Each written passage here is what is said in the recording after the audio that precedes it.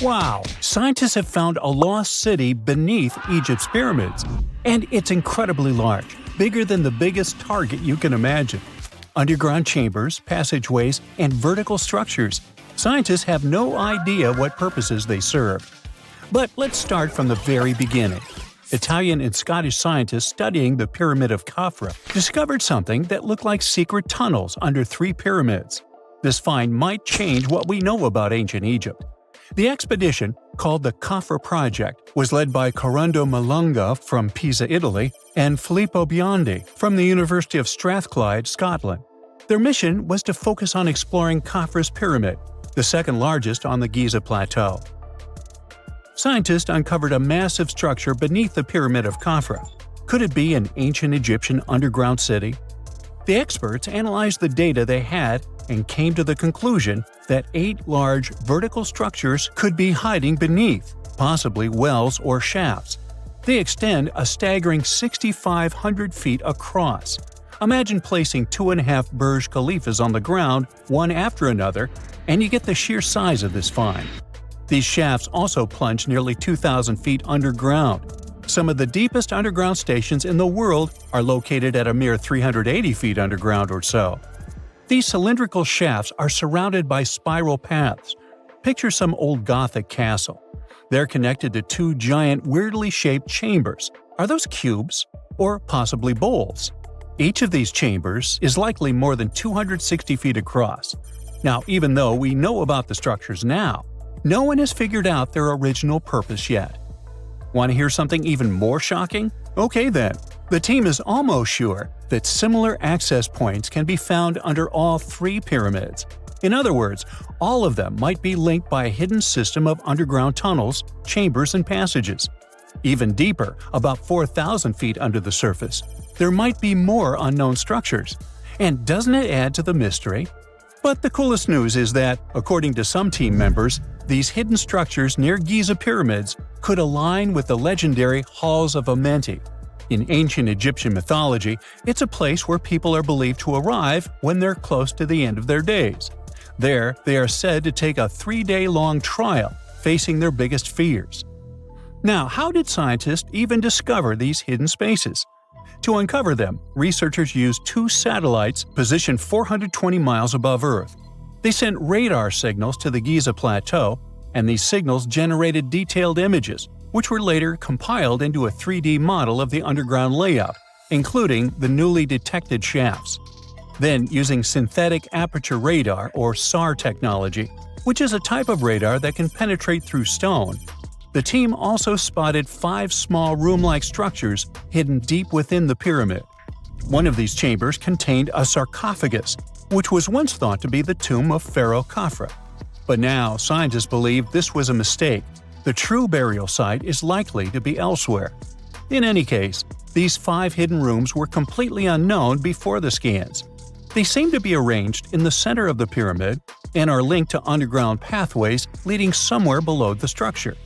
There's an opinion that these tunnels could lead to more hidden chambers and wells. Some of them might be around 4,500 years old. Wow! What if they help us solve ancient civilization mysteries? Preliminary data suggests that all this underground space can be much more than a few empty chambers. There might be many more hidden structures near the Giza pyramids. How come? Well, the thing is, the structure appears to include hollowed-out sections with spiral pathways leading even deeper underground. Refining the images hinting at this could reveal an extensive subterranean network. It might be a whole city hidden under the surface. Now, despite the excitement surrounding these findings, there are also a lot of people who don't believe in the existence of the underground city. They're skeptical about the archaeological discovery in Egypt due to the lack of peer-reviewed verification. That's why several archaeologists and radar experts have challenged the validity of the claims.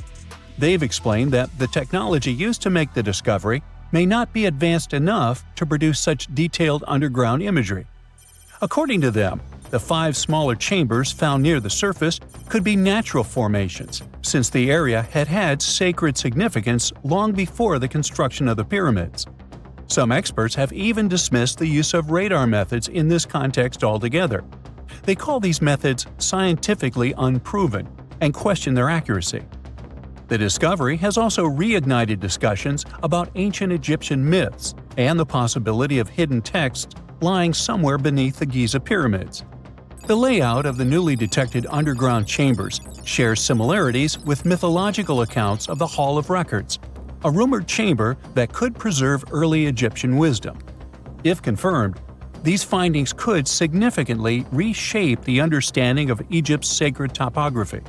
Plus, this lost city beneath Egypt's pyramid could become physical evidence of previously unknown underground structures. That's why the Khafra project is super eager to begin excavating to confirm their findings. But getting approval from Egyptian authorities is a challenging process. The discoveries still need to undergo peer review before they are accepted by the academic community.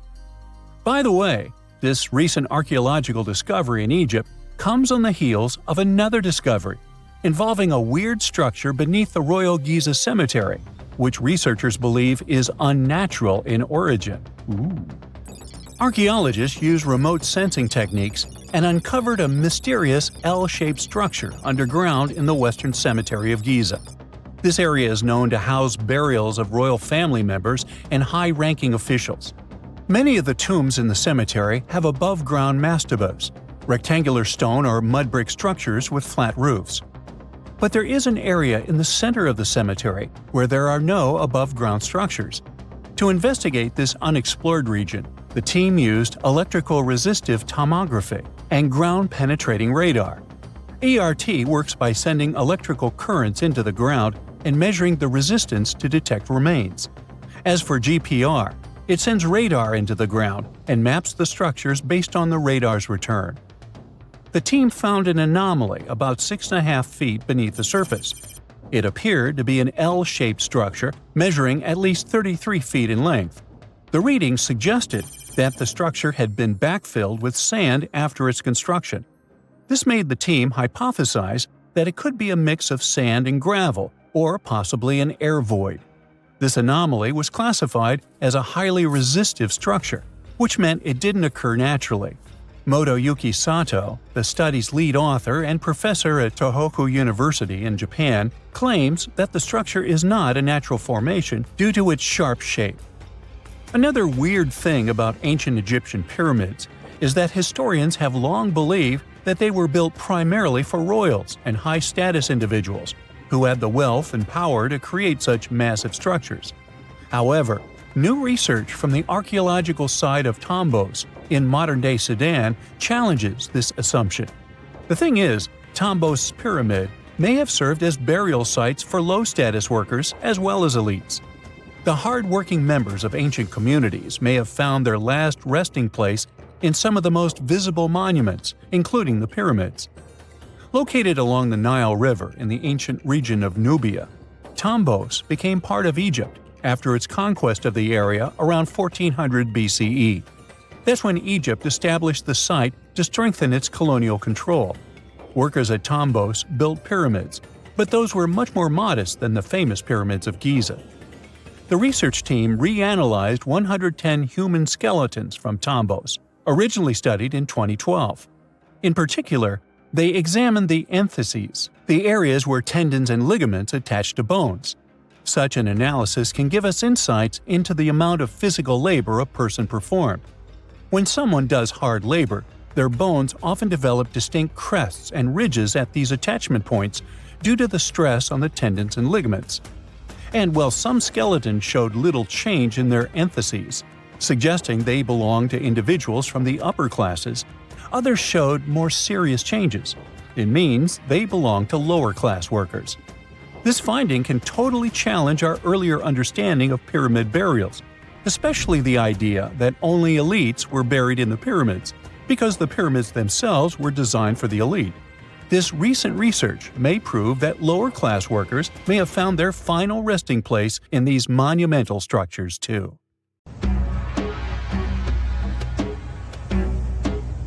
This is not a dune set. This is a very real desert in Niger.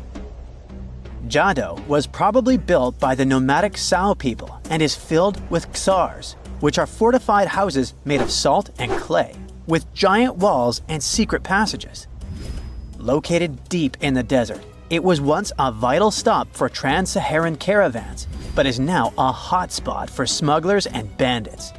The site has been off-limits since 2002 due to its dangers. The origin of the Khazars remain a mystery. No archaeological studies have been conducted, leaving many questions unanswered. Even today, shifting sands reveal and conceal parts of these ancient ruins, fueling local speculation about what might still be hidden beneath the desert.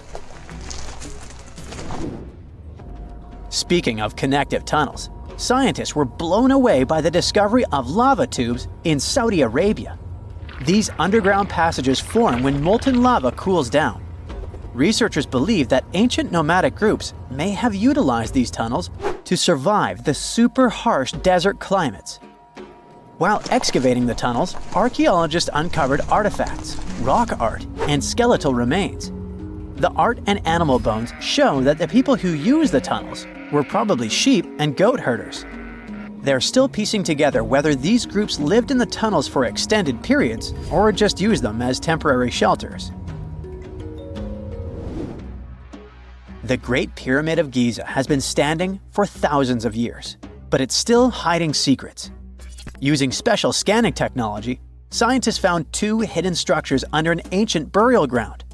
The first is a shallow L-shaped structure, and below it is a much larger space that could be a final resting place or a chamber. The smaller structure was filled with sand on purpose, while the deeper one might be an empty chamber. Experts believe the two are connected, possibly as an entrance leading to a secret chamber. This is big news because it might give us some more insight into who built the pyramids and why.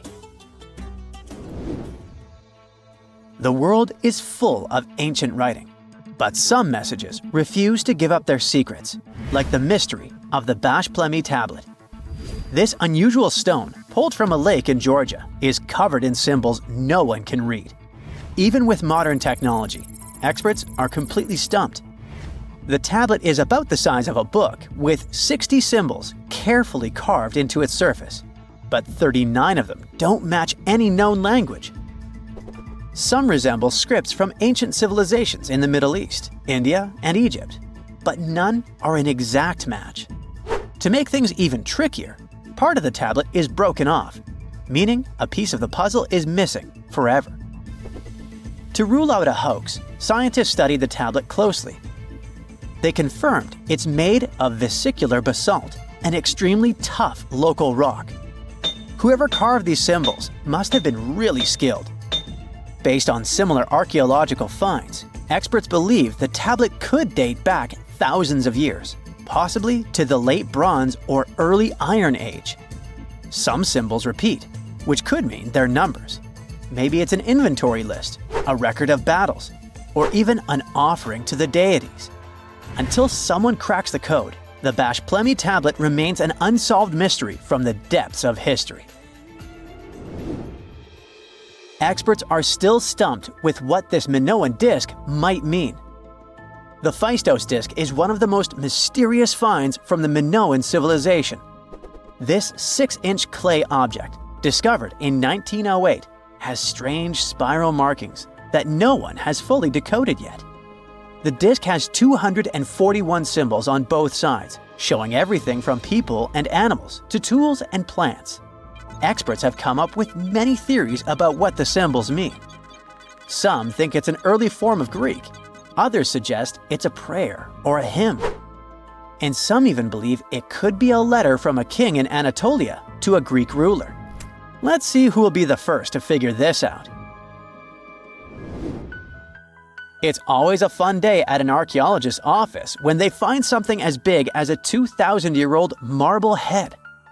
A French archaeologist mission went digging inside an old medieval house near Alexandria in Egypt and found a statue's head depicting an old, possibly ill man.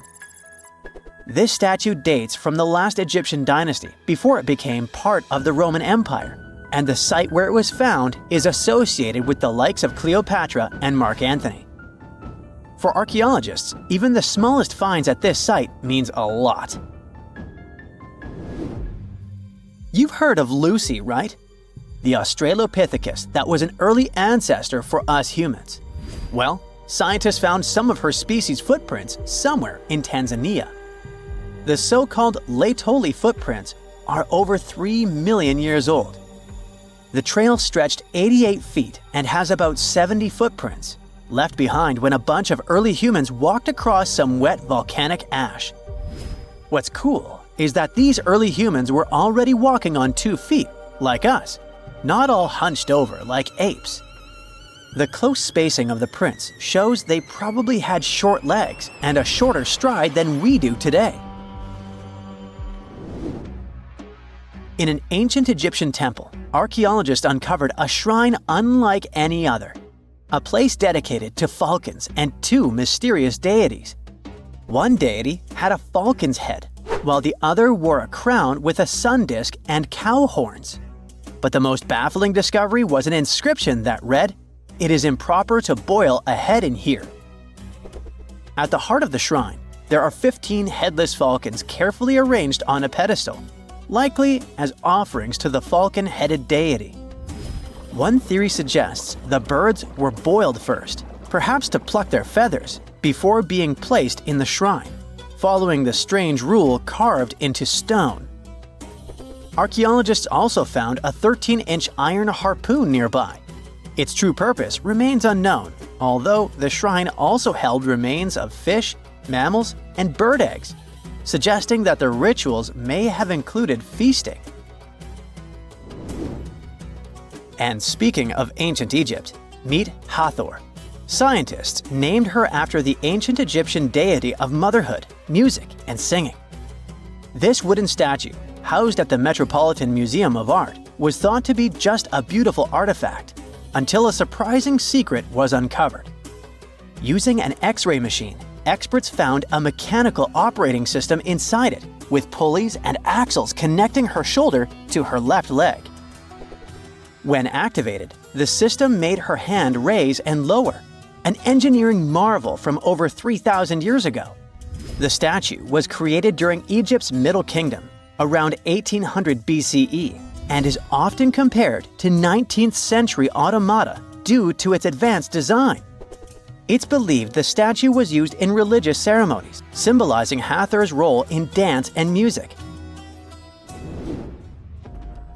An unexpected discovery happened in northern Kuwait, where a Kuwaiti-Polish team uncovered a mysterious 7,500-year-old statue. The statue features an elongated skull, no mouth, narrow eyes, and a flattened nose. This feature is thought to be an Ophidian figurine, named after the Greek word for snake, and it was likely made by the Ubaid culture, a civilization known for their pottery skills.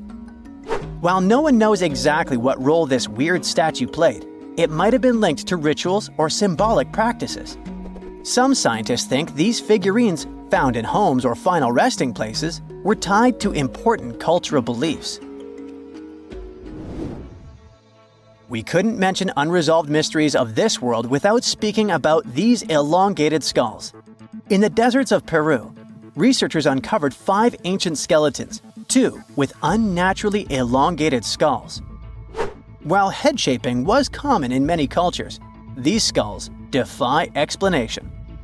Local legends tell tales of the so-called Gentiles, a mysterious race banished underground by the powerful deities. Some say this is what the skulls represent. Others think this is some type of genetic anomaly, which was confirmed after finding an infant skull, too large to be artificially shaped. What is a boat doing in the middle of a desert?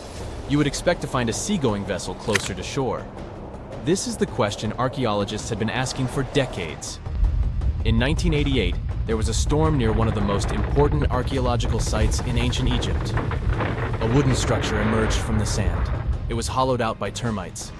Scientists were determined to solve its mystery. In 2000, they began excavating the site near Abydos, Abydos. An American team of experts soon discovered a boat that was 70 feet long, and it wasn't alone. In total, There were 14 boats neatly resting next to each other. It was impossible to completely dig out the boats because of their poor condition. Luckily, the wood was preserved enough to get a sample.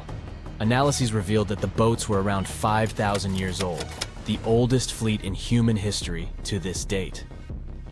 The time of their construction predates the pyramids at Giza by half a millennium. Each ship of the fleet rested in a vault that matched its dimensions.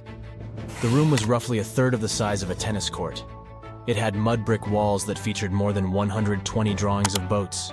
Ancient Egyptians incised them on whitewashed walls that were excellently preserved. Scientists have known about these mysterious chambers for well over a century. 1901, 1902. A British archaeologist, Arthur Weigel, stumbled upon a strange structure west of the River Nile. His team caught a glimpse of the interior walls. Sadly, a section of the roof collapsed, so they had to call off further exploration. Researchers abandoned the site, but its location remained on the maps. The boat's position first led scientists to think that they rested on a bank of the mighty Nile. But there was a problem with this theory. Today, the river flows almost 7 miles west of Abydos. Further studies of the surrounding terrain showed the Nile didn't change its course throughout history. Also, if the boats floated near a dock, they would be in unstable positions. The 14 vessels at Abydos were perfectly parallel to each other. There was only one conclusion possible. Someone had deliberately placed them like that. They must have gone through a lot of effort. Each boat had enough room for up to 30 rowers. These vessels could really float. They weren't models, but scholars still don't know if they actually sailed any body of water in ancient Egypt. This doesn't diminish the importance of the find. Previously, archaeologists found only small-scale models. In King Tut's tomb alone, there were 35 boat models. For a long time, these figurines were the only clues as to how ancient Egyptian vessels looked like. The boat's design confirms that they were the real deal. They are the earliest surviving examples of something called built boats. Ancient people constructed primitive vessels by hollowing out large tree trunks. The alternative was reed that was tied together to form a raft. The boats at Abydos had planks tied together.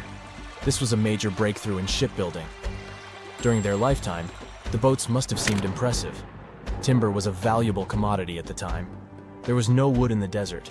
Cedar had to be imported from Lebanon. The only person who could afford such luxury was the pharaoh. Studying the area around the ancient fleet provided more answers. Scientists discovered a mud brick structure where Egyptians worshipped the pharaoh. Its approximate date of construction matches that of the wooden boats. The same bricks out of which this building was made were used to encase the fleet. At the time of their construction, the rooms they were stored in had a ceiling. That's the section that archaeologists stumbled upon in the early 20th century. Just like mummies and coffins, these marvelous ships rested inside splendid vaults. The exterior of these rooms was also impressive. The outer walls originally had a plaster of white limestone. It reflected sunlight. In the desert sun, the structure housing the boats must have shone from miles away. Ancient Egyptian builders used the same technique to cover the pyramids 500 years later. Today, their surface looks jagged, but it wasn't always like this. When they were constructed, the pyramids had a top layer of fine white limestone. Their surface was smooth and it gleamed in the sunlight. Instead of stairs, the outer layer of the pyramids was more of a sleek ramp. Archaeologists were left with one final question. Which pharaoh owned the fleet? The answer lay just a mile from the site. This is where the tomb of a pharaoh from the 5th dynasty rested, King Senwosret III. Its time and style of construction matched the ones of the chambers with boats. The very end of his rule might explain how the boats ended up in the middle of the desert. The pharaoh probably passed away in northern Egypt. Then his body was transported down the Nile to Abydos in a marvelous procession of decorated boats. The vessels were later lowered to chambers near the final resting place of their owner. This had a symbolic meaning. In the ancient Egyptians' belief system, ships played a key role. Their supreme deity was Ra. He traveled through the sky during the day in the form of the sun. At nighttime, he sailed through the netherworld in a solar boat. The pharaoh identified himself with Ra. That's why he needed boats in the afterlife. That was the only way to regenerate himself. Just as the sun rises every day above the horizon. This belief existed for thousands of years. The more famous Pharaoh Khufu also had a ship. Scientists found it in 1954 next to his pyramid at Giza. It is some 4 centuries younger than the fleet at Abydos, but Khufu's ship was almost 2 times longer. The Great Pyramid of Giza and King Tut's tomb are some of the most famous archaeological finds in Egypt. But there are many more secrets hiding beneath the endless sands of the Sahara Desert. Recently, 2020, archaeologists found a lost city there. They have labeled it as the most important discovery since King Tut's tomb, 1922. The city of Aten is some 3,000 years old. Historians hope it will give them a unique insight into the everyday life of ancient Egyptians. The famous archaeologist and Egyptologist Zahi Hawass proclaimed the site a lost golden city. Aten sits some 300 miles south of Egypt's capital, Cairo. It is close to the famous Valley of the Kings. Archaeologists first found sections of mud brick walls that spread out in all directions. They discovered complete rooms with tools of everyday life inside. The research team unearthed a bakery, a residential neighborhood, and an administrative district. They all date back to the time when the Egyptian civilization was the wealthiest in its long history. They were also the first to make objects from iron. In 1911, scientists found a set of iron beads near a village in Lower Egypt, El Girza. These are the earliest known iron artifacts. The discovery is literally out of this world. Ancient people made them by beating into shape a piece of a meteorite. The 9 beads were once part of an ornate necklace. They are now blackened and corroded, which is perfectly normal for a piece of jewelry that is over 5,000 years old. They consist of an iron-nickel alloy. Researchers were impressed by the skill of ancient jewelers who processed the beads. Their craftsmanship is more impressive when you think that they didn't know the stellar origins of the material. The Great Pyramid of Giza also has a remarkable feature. An international research group investigated the electromagnetic response of the structure to radio waves. They found that the pyramid has the ability to concentrate electromagnetic energy inside it. This occurred inside its chambers as well as under the pyramid's base. It contains an underground, unfinished chamber. It seems that the electromagnetic response is connected with the properties of limestone, the Great Pyramid's main building material. The research results might have a practical application. The way solar cells and nanosensors function could be improved by this remarkable find. If someone finally invents time travel and you hop on a trip to the past, you won't recognize many of the things you know and love today. The Statue of Liberty and the Egyptian pyramids, some basic gadgets like the remote control and your laptop, and even the corn you have for lunch have all changed beyond recognition. When the pyramids were originally built in ancient Egypt and Giza and other places, they didn't look sandy brown at all. All of them were covered with white limestone. If you had seen them under the hot African sun, you'd have to look away. That's how smooth and shiny they were. Builders used around 6 million tons of this material for the Great Pyramid of Giza alone. It's the largest one you can still see on your trip to Egypt. The local rules were quite a thrifty crowd, and they reused some of the casing stones for other construction projects. A massive earthquake in the 14th century has also loosened some of the stones, so you won't see a lot of limestone, but some of it is still there, on top of the Pyramid of Khafre in Giza. It looks like it has a second peak on top of the first. In ancient times, all pyramids used to have capstones called pyramidions, covered in a mix of gold and silver. Most of them have been lost over the centuries, but you can still see a few of them at museums. They show images of Egyptian deities. The pyramids were probably modeled after a sacred pointed stone, the benben. It represented the rays of the sun. Now, lifting heavy rocks wasn't so simple without the tech we have today. I guess you'll agree with me if you helped your friends move at least once, and they made you carry the couch. But those smart Egyptians of the past thought of that and chose the pyramid shape. It lets the weight distribute evenly throughout the whole thing. The Statue of Liberty has also had a major makeover since it was first unveiled in 1886. Believe it or not, it used to be a shiny brown color, just like a penny. 20 years later, it changed its color to green. It wasn't a fashion statement, but a chemical reaction. The statue is covered with hundreds of thin copper sheets. When copper reacts with air, it naturally forms a protective layer called verdigris. This layer protects what's under it from corrosion, and that's why statues and other things made of copper, brass, and bronze can last so long. When Lady Liberty first turned green, people in authority decided it would be a good idea to paint it all over.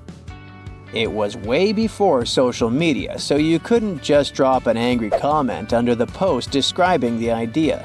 But they wrote about it in the local newspapers, and the public didn't love the idea. Then the Times interviewed a copper and bronze manufacturer, and he confirmed they shouldn't repaint it, because removing the protective layer would mean destroying the statue. Over the years, people have suggested painting Lady Liberty several times, but no one has ever done it. I don't know about you, but I can't imagine that lady in any other color, so I guess it's for the better. You love bananas as much as I do? Next time you enjoy a juicy soft one, remember you gotta thank selective breeding for that texture. The original wild bananas had many large, hard seeds and not so much delicious pulp. And hey, who doesn't like a sugary watermelon? It has a history of over 5,000 years, and it used to have bitter, yellowish white flesh and was really tricky to open.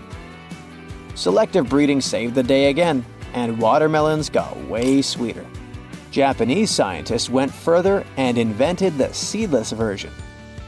Corn's grandmother is a Mexican grass called teosinte. The kernels in this grass were small and hard to get. Farmers from many thousands of years ago saved the seeds only of those plants that were larger or tastier, or with kernels that were easier to grind. Thanks, my friends, for giving us the corn that's edible and even delicious. And just imagine, wild avocados were so small that they could easily fit in the palm of your hand. The pit in them was so large you wouldn't find much edible material inside. They also had a much harder shell than the ones we're used to. You probably wouldn't get a lot of work done without your beloved computer today, but I can't tell you exactly whom to thank for this invention. The ABC from 1942 is one of the contendants for the title of the first computer. It's short for the Atanasoff-Berry computer, named after its inventors at Iowa State University. The ABC weighed over 700 pounds. Yep, yours must be way lighter than that. That big boy consisted of around 300 vacuum tubes and had a rotating drum, a little bigger than a paint can, and had small capacitors on it. A capacitor is a gadget that can store an electric charge, like a battery. The ABC could solve problems with up to 29 different variables to help scientists save some time. Like modern computers, it used binary digits, ones and zeros, to represent all numbers and data. Because of that, it was possible to do the calculations electronically. And now, my favorite part. The ABC finished one operation about every 15 seconds. Just for you to compare, it's millions of operations per second now. Unlike the tech we use today, the ABC did not have a changeable stored program, so the program could only do a single task at a time. An operator had to write down the intermediate answer and then dial that back into the computer. Sounds like another reason to be happy we live in the 21st century. That remote control you use for all sorts of appliances has gone a long way too. Nikola Tesla, who gave us alternating current, designed one of the first wireless remote controls back in 1898. He named his invention teleautomation and demonstrated it on a miniature boat controlled by radio waves. The boat had a little metal antenna attached to it. Tesla sent signals to the boat using a box with a lever and a telegraph key, which was his version of a remote control. Those signals set electrical contacts on the boat into motion and moved the rudder and the propeller, and Tesla was controlling the boat. The concept of the remote control soon spread to other gadgets. The first television remote control followed in 1950. It was designed by the Zenith Radio Corporation called LazyBone. Don't take it personally, please. This LazyBone had a massive cable that was attached to the TV set. And those who tried it didn't fall in love with the invention because they tripped over that cord. I feel your pain, my friends. If you live or work on one of the top floors, you gotta love this one. Meet the first passenger elevator. It traveled at the speed of 40 feet per minute. Not the fastest, I know, compared to today's record, which is 40 feet per second. But hey, it was built back in 1857 in New York and was more of a tourist attraction than a necessity. The elevator had a steam engine hidden in the basement of a 5-story building. 3 years later, they shut it down because the public didn't appreciate it. Otis Tufts filed the first patent for a vertical railway around the same time. His invention included an actual car with a bench inside for people to sit on. Sounds like a great spot to hang out with friends to me. What do you say? Then they started adding elevators to luxurious hotels around the world. They were entire rooms with a rich design, upholstered seats and mirrors on the walls, and sometimes even a small chandelier. There was an obligatory operator who'd close the door and the car would start its super slow ascent. It was still more about style than about speed, so I guess I'd choose the stairs. You have heard about Nikola Tesla. You have definitely heard about the Great Pyramids in Egypt. But what if I told you that Tesla may have probably uncovered the ancient mysteries surrounding the pyramids? Wait, what? Is this a crossover episode? Nope. It's highly probable that the secrets of the pyramids are hidden in plain sight. But first, let's recap what we know about the pyramids. What's so mysterious about them? I mean, they are just old quirky buildings, aren't they? One of the biggest questions is how they were built. Some people think that the pyramids were created by people using only their hands and muscles. But others think that there might have been some kind of crazy energy source that we don't know about yet. Like, what if aliens helped out or something? Just kidding. But this idea of some unknown energy source being used to build the pyramids has been around for ages. Even in old texts, like the pyramid texts, it talks about how the gods gave us something to build a great power. So maybe there was something really powerful and mysterious going on back then? Who knows? Back in the early 1900s, he got obsessed with the Great Pyramids of Egypt. He read numerous books about these ancient structures and was blown away by how much energy they seemed to have. At that time, not many people knew much about electricity, and Tesla started to wonder if there was some kind of advanced tech hidden in the pyramids. He had an idea that the power of the pyramids had to do with electromagnetism, and he put a lot of time and effort into trying to figure out the mystery. Tesla had some pretty unusual theories about the Great Pyramids. He thought that they could actually store and move electricity, which could then be used to power up the areas around them. He also had this theory that the pyramids were built using some kind of crystal energy. He believed that the chambers inside the pyramids could have these super powerful crystals that could control the electromagnetic fields. But that's not all. Tesla also had this idea that the materials used to make the pyramids had properties that allowed them to trap energy from the sun and the moon. And not just a little bit of energy. He thought that the pyramid could actually create this massive energy field that could light up whole cities or even brighten up dark places. He thought that the pyramids could be used as giant power plants to generate electricity and run machines. Tesla even believed that the pyramids were somehow linked to cosmic energy, which could be used for spiritual enlightenment and healing. How very new age of him. Anyway, Tesla wasn't just pulling these ideas out of thin air. He was seriously into studying everything he could about the pyramids, from ancient artifacts and texts to hieroglyphs and drawings. And he came up with this idea that the pyramids were designed to be energy amplifiers, and some kind of unknown energy source was used during their construction. Some people thought Tesla was eccentric for coming up with these theories, but his ideas have actually had a huge impact on the way we think about the pyramids today. Researchers and scholars have been digging into his theories for years and using them to uncover some of the biggest mysteries surrounding these ancient structures. For example, Recently, scientists have used theoretical physics to investigate how the Great Pyramid of Egypt would react to certain radio waves. They found out that if the radio waves were a certain length, the pyramid could concentrate the energy inside its rooms and focus it under its base. The scientists did lots of calculations to figure this out. They first thought about what radio wavelengths would work best. Then they made a model of how the pyramid would react to the waves. They figured out how much of the energy from the waves would get absorbed or spread out. Lastly, they checked how the energy would move around inside the pyramid when the waves hit it. To help explain all of this, the scientists used something called multipole analysis. This is when you take a complicated object and break it down into simpler parts. Then you can see how each part interacts with the energy that's coming in. It's like taking apart a puzzle to see how each piece fits together. The researchers are interested in how all of this can be used in the future. They want to make really tiny particles that can do the same thing as the pyramid, but with light. By changing the size, shape, and the material of these particles, they can control how the light moves around them.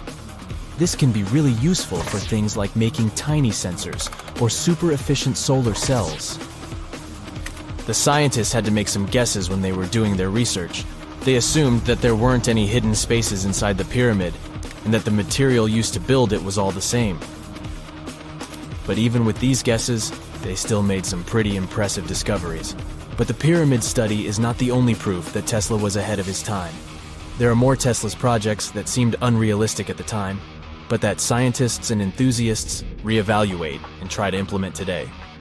Let's talk about Tesla's most ambitious project, the Wardenclyffe transmission tower. Back in 1900, Tesla was already a big shot when it came to electrical engineering in America. People were blown away by his amazing inventions and the fact that he managed to outdo Thomas Edison in the battle of currents. However, Tesla wasn't content to rest on his laurels. He decided to embark on his most ambitious project yet, the transmission tower at Wardenclyffe. It was built between 1901 and 1905, and it was based on one of Tesla's breakthrough ideas. He had a vision to make the impossible possible by creating a global wireless communication system. It would use Earth itself as a conductor, transmitting music, news, stock market reports, secured military communications, and even facsimile images. Does it sound familiar? Right, it sounds just like the internet that we use today, only without the use of any wires. But Tesla had a much bigger dream in mind, to transmit power wirelessly. He already proved that high-frequency signals could be sent without any wires using his Tesla coil transformers, and this sparked his obsession with wireless energy transmission. His vision was to not only transform the way we communicate, but also to find a way to transfer power currents globally by tapping into the Earth's natural energy. Tesla believed that there was an abundance of free energy all around us that could be used for humanity's benefit. In 1899, he conducted some top-secret experiments and got convinced that it was possible to transmit electrical power through the Earth's upper atmosphere. This is actually how the Wardenclyffe Tower was created. It was supposed to be the prototype station for a network of towers all over the globe that would provide the whole world with wireless energy. Unfortunately, Tesla didn't have the resources or the patience of his investors to bring this project to fruition. It ran into all sorts of financial problems and roadblocks, and in 1917, the unfinished tower was finally torn down for scrap metal to pay off Tesla's mounting debts. Now it remains a sad reminder that even the greatest minds can sometimes fall short of their dreams. The original red brick laboratory, however, is still there, and it is the only Tesla lab that has survived. Fun fact, in 2017, a film crew made a crazy discovery.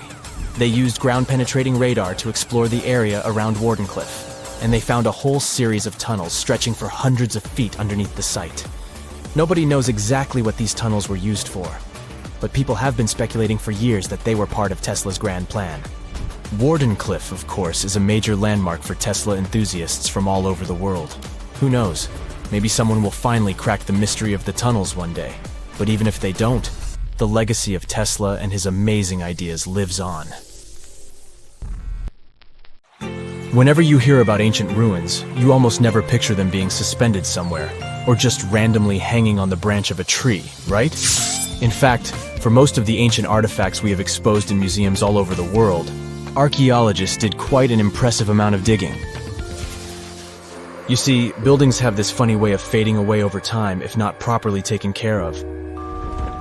Sometimes we need to reuse some building materials, so an older construction may be sacrificed in the process.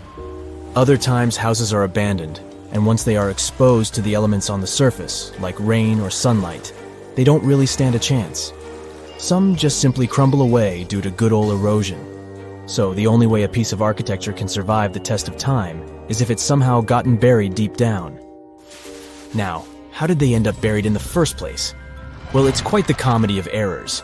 Ancient cities had a habit of gradually raising their ground level like a kid adding toppings to their ice cream sundae. You see, these settlements were always busy collecting food and building materials to keep up with their ever-growing population. But hey, who has time to deal with waste and rubbish? It wasn't exactly high on their to-do list back in the day. So when it came to building new houses, ancient civilizations found it much easier to save their sweat and tears by piling up the rubble and constructing right on top. But that's not all. Rivers would also occasionally flood and deposit a layer of sediment on the city floors, further encapsulating those ancient constructions. And in those dry regions like the desert, where the wind likes to show off its sand and dust dance moves, you can bet it was a constant struggle to keep the establishments clean. One hilarious example is the Sphinx, which had its head buried in sand until a group of archaeologists unearthed it in 1817. Some ancient towns eventually got covered up because they were completely abandoned. With less human activity to control their expansion, plant seeds couldn't resist the opportunity and sprouted all over the place. They gobbled up carbon dioxide from the air and grew, adding more and more bulk to the ground. Those cheeky roots even decided to stabilize the soil made from decaying plant matter, creating layers upon layers of earthy goodness. It's like the ultimate DIY project Mother Nature embarked on, with plants as her loyal helpers. The act of digging into the secrets of ancient civilizations is not just about unearthing a lost world. It's also an epic quest to reveal the hidden treasures beneath layers of history. But how do archaeologists know where to dig in the first place? If everything is covered in layers upon layers of sediments, debris, and plant roots, they must have some sort of system they rely on before embarking on a new project, right? For starters, they're not always the ones suggesting an archaeological dig in a certain location. Let me explain. Let's say you're a contractor and you want to build a new fancy apartment complex in your city. Some local legislations have certain requirements before your project can start, though. For instance, before anyone starts building on a piece of land, they might need to bring in specialists to check the soil. These clever folks can be archaeologists, geologists, or paleontologists, and they need to keep an eye on things during development. If any artifacts or ecofacts, fancy word for organic remnants, are discovered, these experts swoop in to excavate and study them. But what about sites that have nothing to do with bulldozers and yellow hats? Archaeologists have more than one trick up their sleeves when it comes to locating ancient hotspots. They dive deep into historic records with a healthy dose of detective work. By sniffing out old documents and maps, they can piece together the puzzle of human activity in a specific area. If a site has been visited before, it's even better. Finding records of past excavations or historical accounts can give archaeologists lots of information on where to continue their treasure hunt. Before archaeologists start swinging their shovels, they engage in a bit of a visual scan mission. Armed with a grid system, they'll stroll around the site, keeping their eyes peeled for any artifacts that might be hiding just beneath the Earth's upper layer.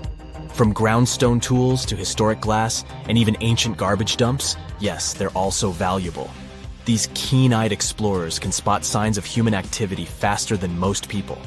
If they stumble upon midden soil, fancy term for a garbage dump, they know for sure that humans once called this place home. Archaeologists don't just rely on their trusty shovels, though. They have an arsenal of gadgets to aid in their search for hidden wonders. Geophysical tools are like their secret weapons. Take the resistivity meter, for example. This clever contraption measures the electrical component of the soil and any buried features or artifacts. A buried wall, for instance, will create a different resistivity reading than the surrounding soil.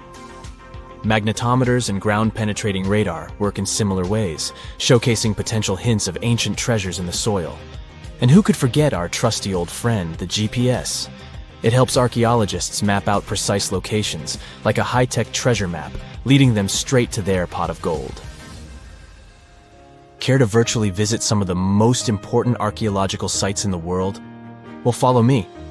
In the United Kingdom, for instance, you'll find this interesting place called Stonehenge. It's one of many henges scattered around, but this one really takes the cake.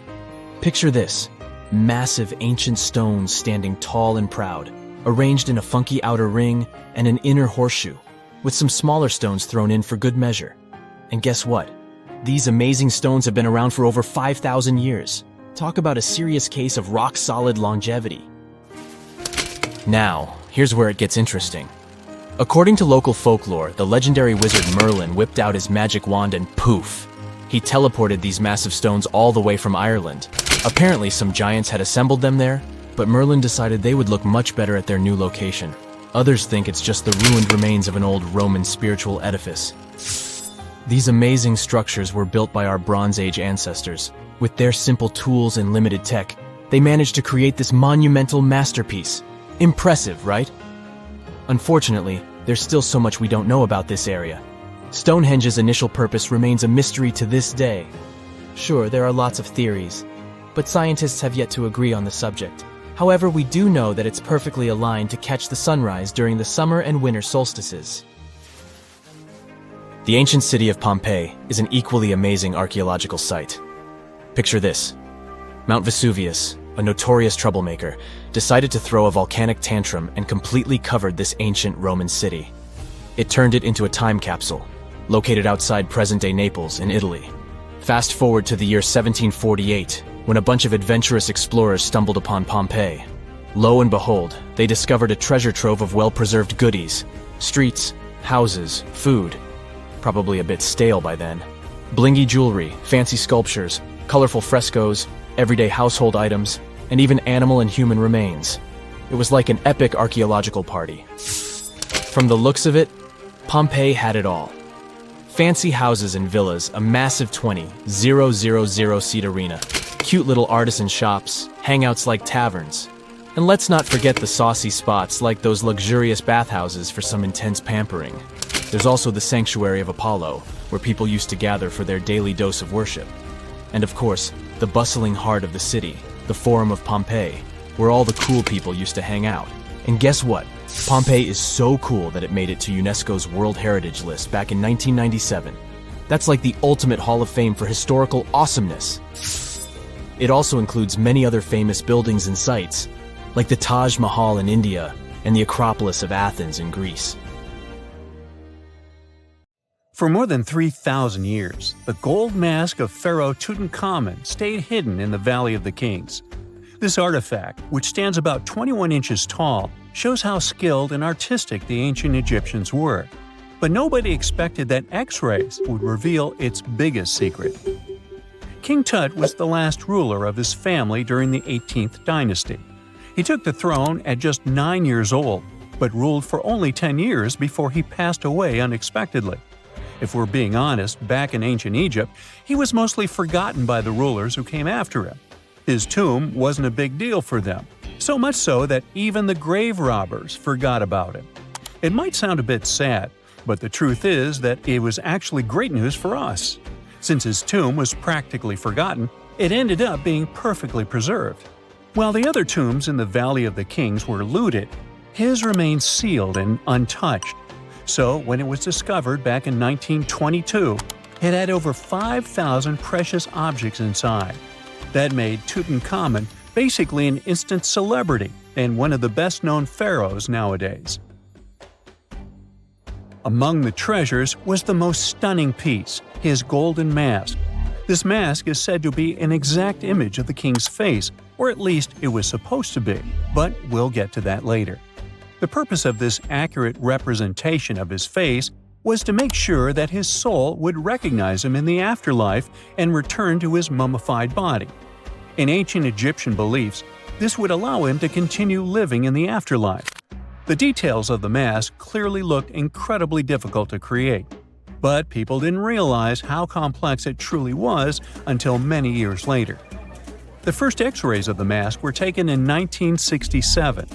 Back then, the main reason for these scans was practical: conservation. The mask was heading to Paris for an exhibition, and it was the first time it had ever left Paris. This would help them keep track of any changes during the exhibit.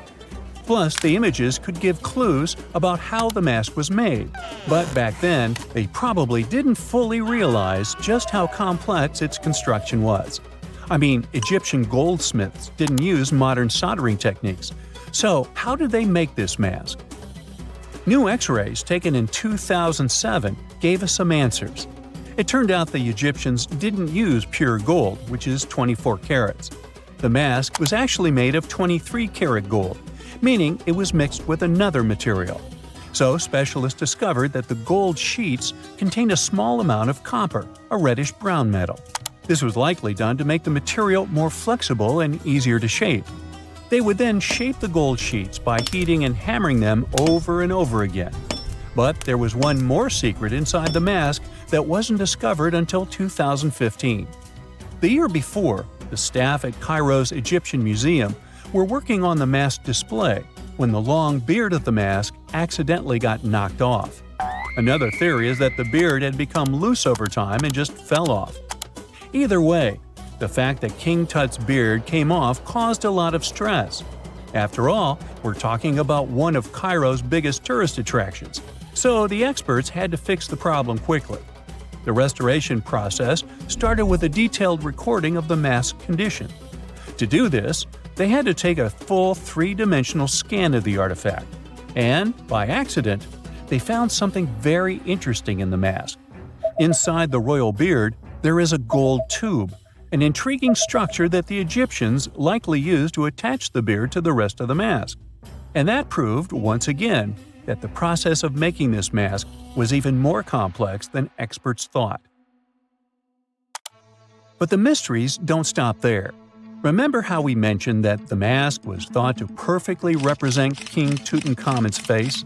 Well, that might not be entirely true. Some popular theories suggest the mask was never meant for him and was actually made for someone else. A study published in 2015 suggested the mask was originally made for a female pharaoh, his supposed stepmother, the famous and beautiful Egyptian queen Nefertiti. The biggest clue comes from an inscription on the mask. At first glance, it seemed to belong to Tutankhamun. But after a close examination, researchers noted that something else was actually written underneath King Tut's name. The royal name stamp seems to have been altered, and originally it had something written on it that translates to Queen Nefertiti. There is another feature of King Tut's golden mask that was overlooked for years, which adds even more mystery. As we mentioned earlier, experts believe he wasn't respected much by the pharaohs who came after him. And one of the clues that made archaeologists think this is the pierced ears on the mask. Some researchers believe that King Tutankhamun wouldn't have worn earrings after he was a kid. So, according to their theory, by the time he passed away at 18, he shouldn't have been represented with pierced ears. This could also support the idea that the mask originally belonged to Nefertiti, or maybe to someone who wasn't even connected to King Tut. But the mask isn't the only source of mystery. In fact, his whole tomb is full of puzzles. Recently, historians found a sign that the place where King Tut was supposed to be buried was changed at the last minute. For years, experts wonder why a pharaoh who ruled for 9 years ended up in such a simple tomb. When compared to the grandeur of other pharaohs' tombs, his tomb seemed, well, a bit plain. The idea that a king like Tutankhamun would have such an unremarkable resting place just doesn't match up with the power and importance he must have had in ancient Egypt. So, what happened? Well, apparently, this might have something to do with his successor, Pharaoh I. After King Tutankhamun passed away, researchers believe that I made sure to erase him from Egypt's history. So, one theory suggests that he was probably behind the quick decision to place King Tut's body in a smaller, less impressive tomb. When experts looked at I's own tomb, they found something interesting. There is a large wall covered in painted baboons. This is the same type of artwork found in Tutankhamun's tomb. It seems like the same person might have chosen the artwork for both tombs. Now, the design and decoration of the two tombs are almost identical, suggesting there was a shared hand behind both. But there is one key difference. I's tomb is fit for a king. It's much bigger and more impressive, even though the style and artwork are similar to what you see in Tutankhamun's tomb. So the theory suggests that I decided what went into both tombs. Since Tut passed away unexpectedly at a young age, his grand tomb wasn't finished in time. Normally, pharaohs start building their tombs while they're still alive to make sure everything is perfect. But Tut passed away when he was just 18, so there wasn't enough time. I may have taken advantage of the situation, ordering a smaller tomb for Tut and keeping a larger one for himself. Experts believe this theory explains why Tutankhamun's tomb is so simple and how I managed to wipe his memory from history so easily. But in the end, the story of King Tut's mask and tomb is full of mystery and intrigue. Each new discovery sheds more light on what really happened all those years ago. But one thing is for sure, the secrets of ancient Egypt still have much to reveal, and King Tutankhamun will continue to fascinate people for years to come. When you hear the word mummy, you might get a chill down your spine. That's because most of us associate this word with those creepy characters we've seen in some scary movies.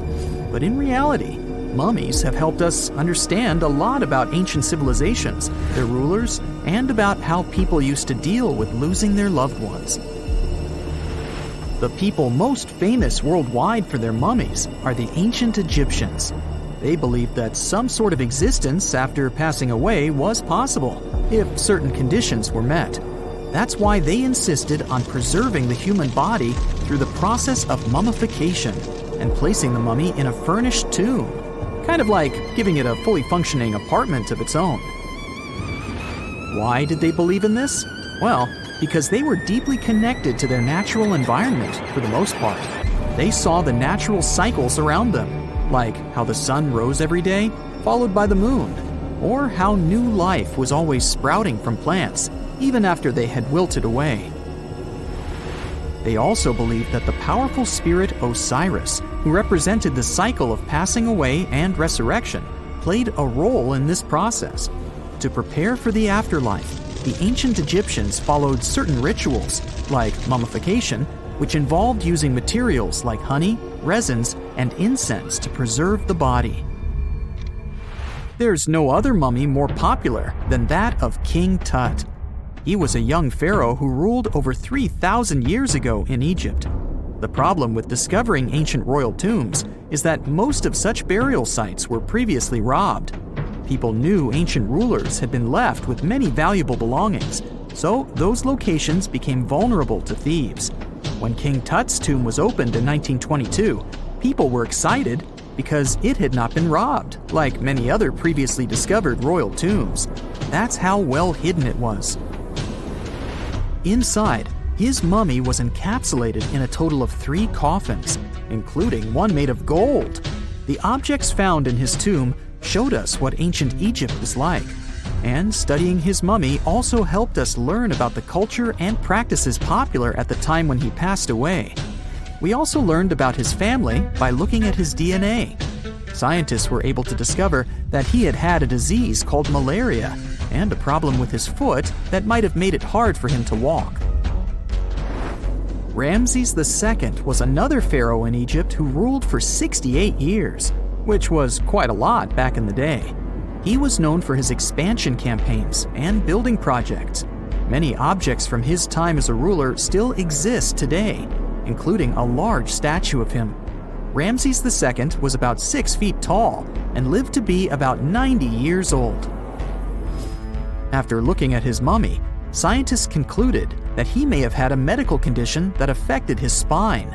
Now, remember those thieves I mentioned before? They are probably the reason why Ramses II ended up in a plain coffin in a secret collection of royal mummies at Deir al-Bahari, which was rediscovered in 1881. Thankfully, archaeologists were able to identify him because his journeys had been recorded on his wrappings. The process was really tedious too. In fact, in ancient Egypt, the mummification process could take a staggering 70 days to complete. A special person would say a very specific speech while delicately handling the body and drying it out using a type of salt called natron. They also used linen and resin to make the body look more lifelike and to wrap it in cloth.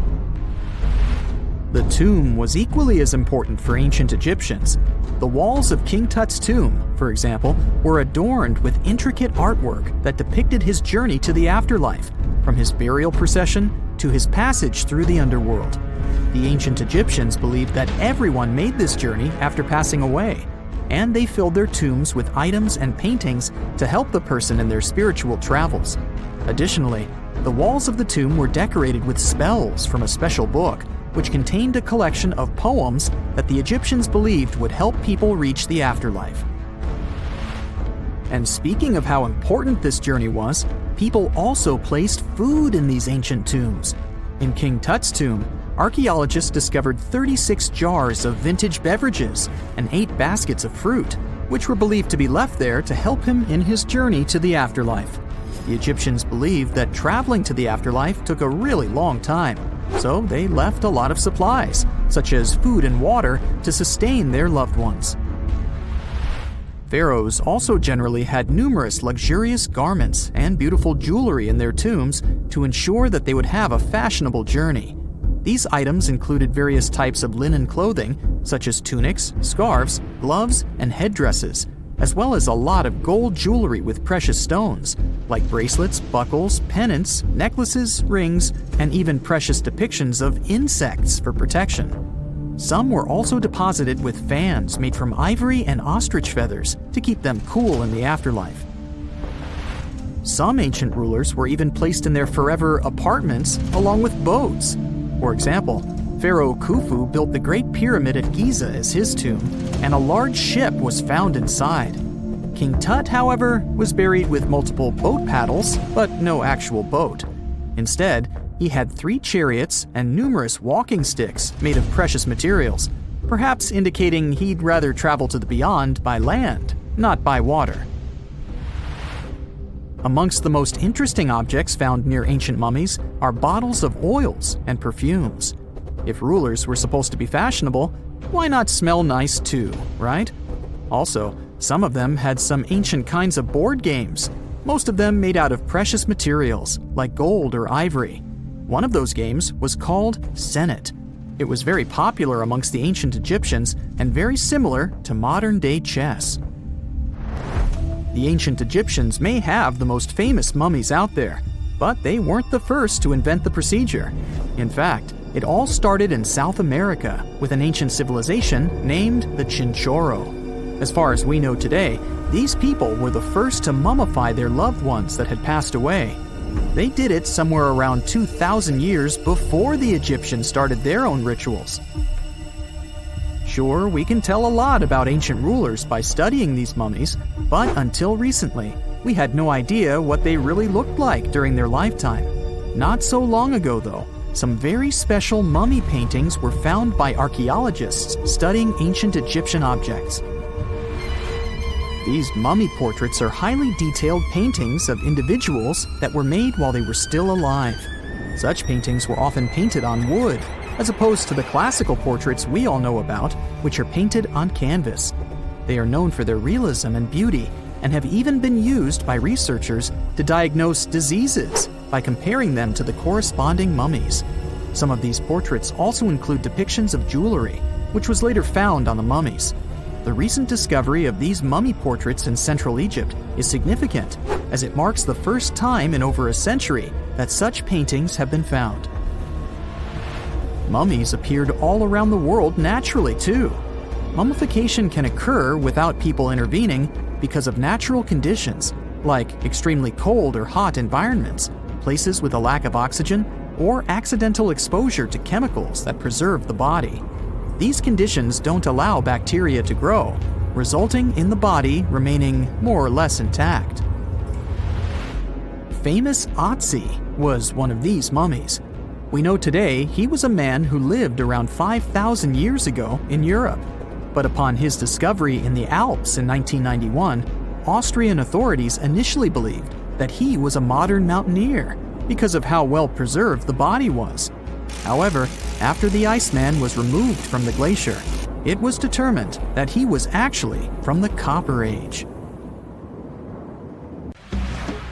Before we get into the reason why and how there are pyramids all around the world, let's talk about some of the examples.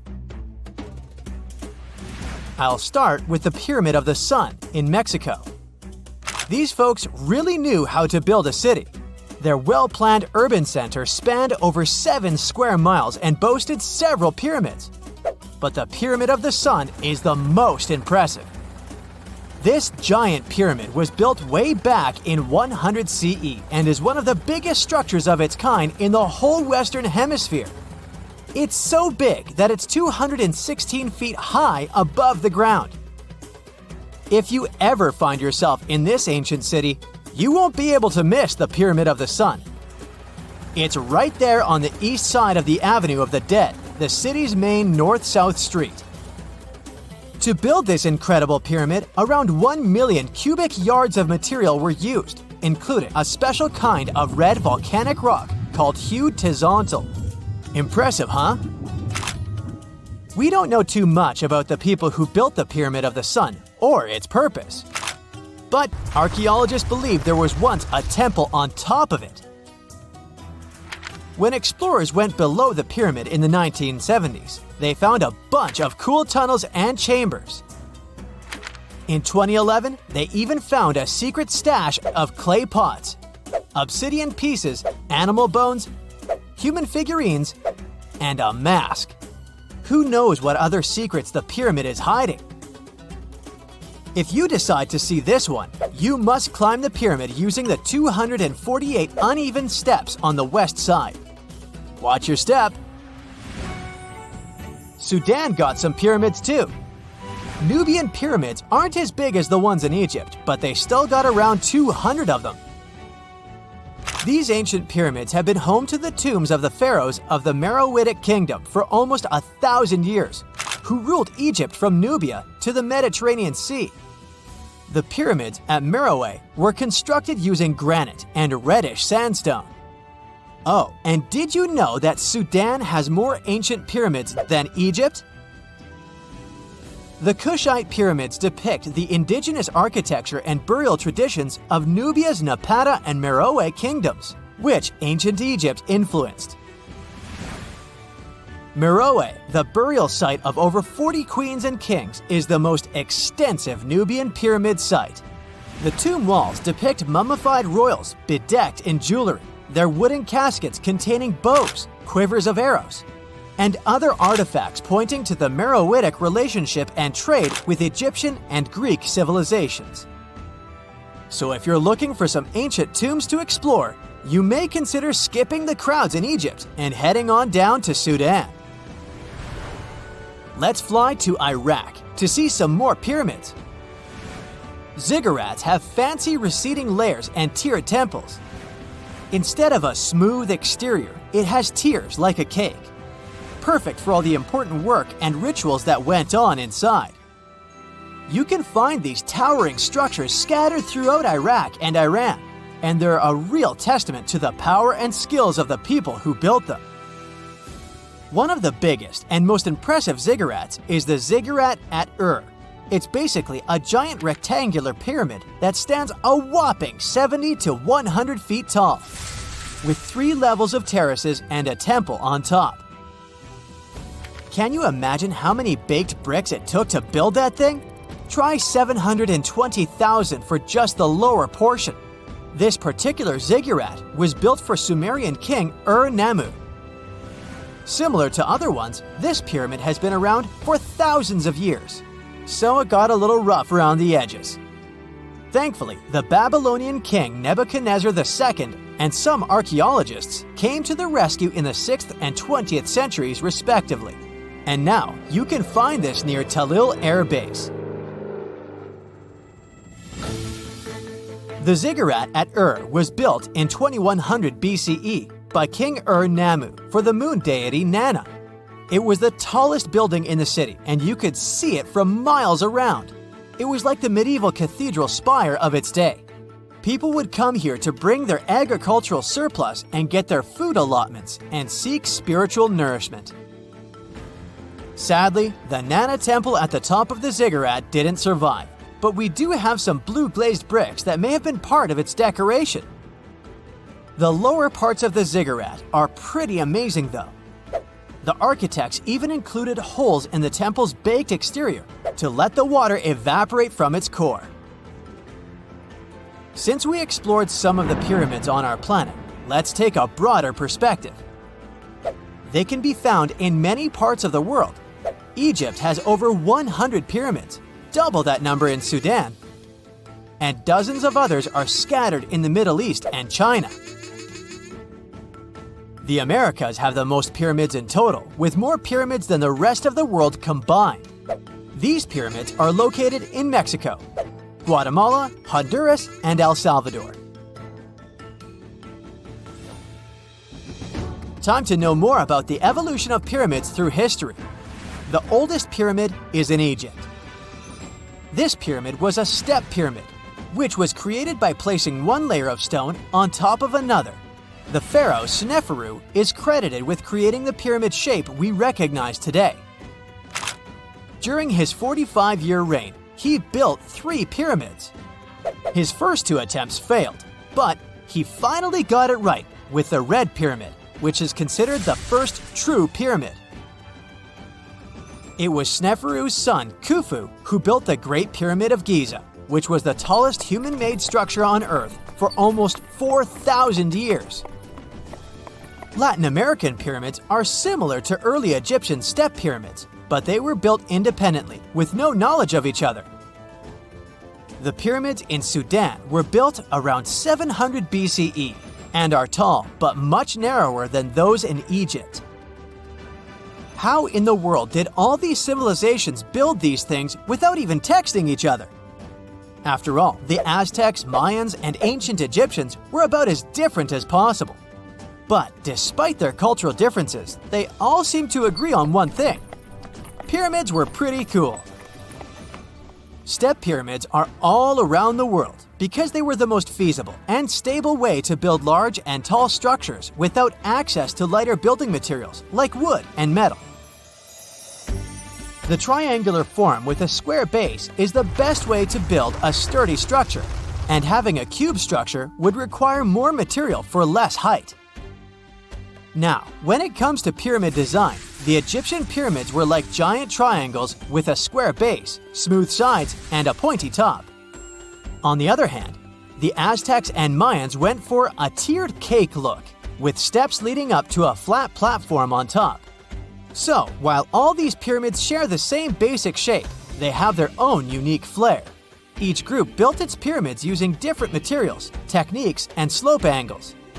So while they may have been inspired by each other's work occasionally, they were just doing their own thing. Egyptian pyramids had smooth, angled sides that were designed to help the pharaoh's soul ascend to heaven. The Pyramid of the Sun was built over a series of caves that served as a passageway for the deities. The Maya built the temple of Kukulkan in Chichen Itza to honor the deity Kukulkan, usually represented by a serpent. Nicknamed El Castillo, it has 91 steps on each side, plus a platform. That's 365 steps, one for each day of the Mayan calendar. Tell me, Brightsiders, how were pyramids built? To begin with, humans made them, not a foreign race from space that landed on Earth. You see, one thing that all pyramids have in common is that they were built without advanced tools or even the wheel. It took a lot of people to build them, including skilled laborers and architects. For example, it's estimated that 20,000 people built the Great Pyramid of Giza, and it's believed that most of them were skilled laborers.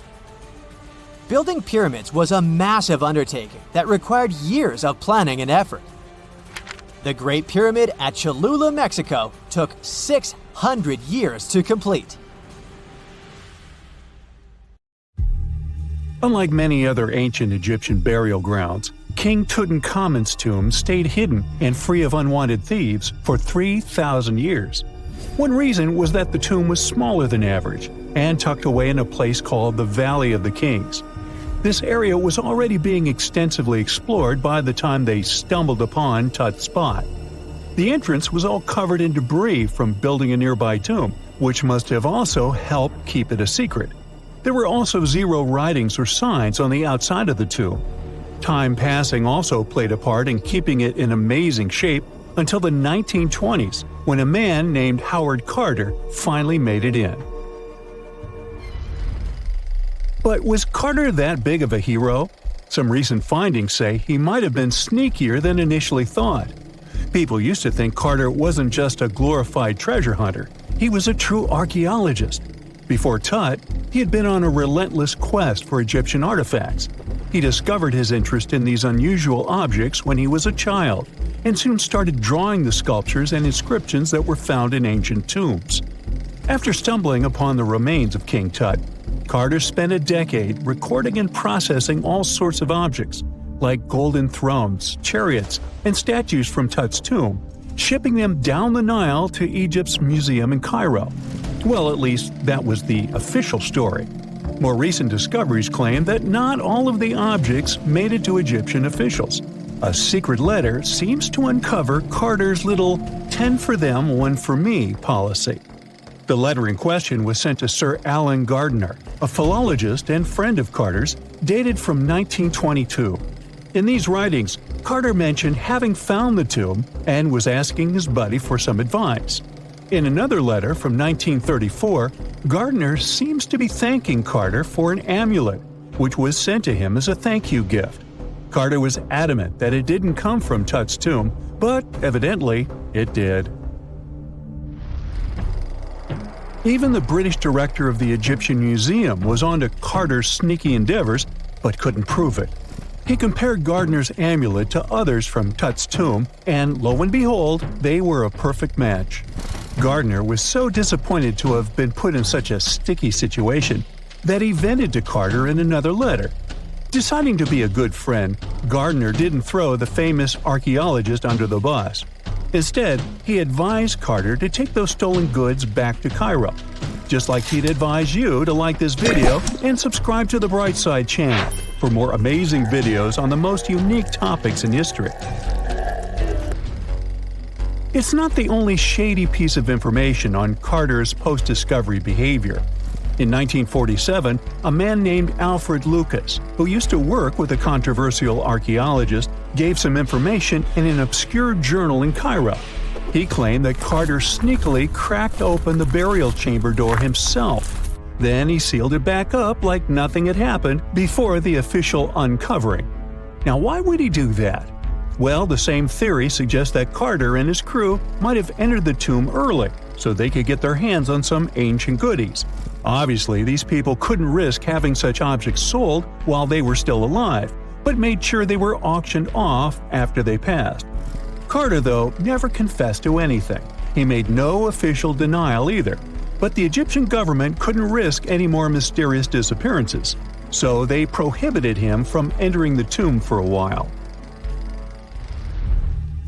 Some have connected this apparent stealing to the curse of King Tut. If you've never heard of it, know that it became quite the scary tale soon after King Tutankhamun's resting place was uncovered. It claimed that anyone messing with the tomb of the boy pharaoh would face some serious bad luck. It's not all dramatic like a mummy going on an aggressive spree, but word got out that the people involved in disturbing King Tut's lair met some mysterious, untimely ends. The main untimely passing related to this supposed curse is that of George Herbert, the 5th Earl of Carnarvon. He was this British aristocrat who helped fund the search for the tomb. He passed away just a year after the tomb was opened. Now, people love to call it mysterious, but it turns out that Herbert was already in pretty bad shape health-wise when he got to Cairo, and he ended up getting taken down by a regular disease. Now, let's talk numbers. There were a lot of people linked to this tomb opening: security guards, archaeologists, and supporting staff. And sure, a few of them did pass not long after the tomb started receiving visitors. As much as we'd like this curse to be true for the sake of, good storytelling, Statistically, if you have a bunch of people connected to opening a tomb, you'd expect some passings just by random chance. The average lifespan for those supposedly targeted by the ancient curse was more than 20 years after the spell was supposed to kick in. Herbert's daughter even lived until the 1980s, that's half a century later. And Howard Carter himself lived until 1935, a solid 16 years after the big reveal. Some have suggested that the whole curse was nothing more than a careful PR strategy. You see, when Tut's tomb was found, Howard Carter wanted to make a priority out of keeping nosy reporters away. So he might have come up with a curse hanging over anyone entering the boy king's resting place. But what was stolen from King Tut's tomb anyway? Well, some jewelry to begin with. It might have been snatched by Howard Carter himself, according to a French specialist. He did some intensive research by looking at old pictures taken from inside the tomb back in the 1920s. He compared those images to various objects from museums and auction houses. He soon started to piece together the whereabouts of some of Tut's jewelry. First up, there's this collar that used to be on Tut's chest. It was all broken into pieces, and some parts went via Carter to the Nelson Atkins Museum in Missouri. Meanwhile, other bits ended up on a necklace owned by some unnamed people who tried to sell it in 2015 but failed. Even the Nelson Atkins Museum agrees, as they've confirmed the information on their website. Then there's a headdress piece. Some beads from it that once belonged to Tut apparently got stolen by Carter too. They were also strung into a necklace and are now being held at the St. Louis Art Museum. Another fancy collar made out of glazed ceramic magic spent some time at the Met, far away in New York. Thankfully, it was sent back to Egypt a bit over a decade ago. This seems to have been, as you'd expect by now, also stolen by Carter. Missing artifacts aside, King Tut still gave a ton of amazing objects that helped us learn more about this incredible ancient culture. Starting with the famous burial mask. It's this massive 21-inch gold art piece with semi-precious stones and glass paste. It weighs 22 pounds and showcases the boy pharaoh with a long beard and a headdress with a cobra and vulture. On the back, there's this spell from an important ancient Egyptian spiritual book that's supposed to make sure it works just as well in the afterlife. Tut was also apparently a board game enthusiast. They found 4 board games in his tomb, some made of ivory. Archaeologists also found a pair of gold sandals, though you'd imagine they were more for show than for comfort. In fact, the pharaoh probably never wore them in his lifetime. Now, speaking of fashion items, it turns out Tut was quite the fancy ruler. They even found a mannequin in his tomb that was used to pick out, adjust, and store his outfits and jewelry. The boy king seemed to have also enjoyed some music, based on the 2 trumpets historians found in his tomb. Though they were played back in 1935 in a BBC broadcast, the instruments are today considered too fragile to be maneuvered. Listen to this. Neanderthal fiber technology. Nope, I'm not joking. The concept is real. In 2020, a team of scientists published a paper that redefined the way we saw our closest ancestors. A find in France changed archaeology forever, and it wasn't the first time something like this had happened. But let me start from the beginning. Neanderthals. For a long time, they fit the image of the typical cavemen. If you are now thinking of someone like Fred Flintstone, you wouldn't be much wrong. What was the reason behind this stereotype? When did we start believing that Neanderthals were not the brightest tools in the shed of evolution? In comes William King, a 19th century British geologist. He was the man who named the Neanderthals. Based on the bones King found, the scientist declared the species not intelligent, and this image stuck with the Neanderthals for centuries to come. But a piece of string, just 1/4 of an inch long, changed everything. A small, dry river valley, Abri du Maras, was the place of the great find. Archaeologists unearthed a cord fragment next to a stone tool. Such twisted fibers could have been used for everything from making clothes to fishing nets. In prehistory, this was some advanced tech, and the Neanderthals seemed to have mastered it. Scientists already knew that these early humans made tar from birch bark, and that they produced shell beads. There's even evidence of Neanderthal art. They were definitely not primitive. The string section and similar finds are changing the way we perceive our ancestors. The world of archaeology is constantly changing. Take the pyramids in Egypt, for example. Turns out, they weren't really built by an army of people who the pharaoh made work until they passed out. Herodotus, the famous Greek historian, was the man who started the confusion. He claimed, in 500 BCE, that 100,000 men took part in the construction of the Great Pyramid in Giza. He made no mention of who they were and why they were building the pyramids. That's how the myth started. Huge stone slabs pulled by humans, driven by a foreman with a whip.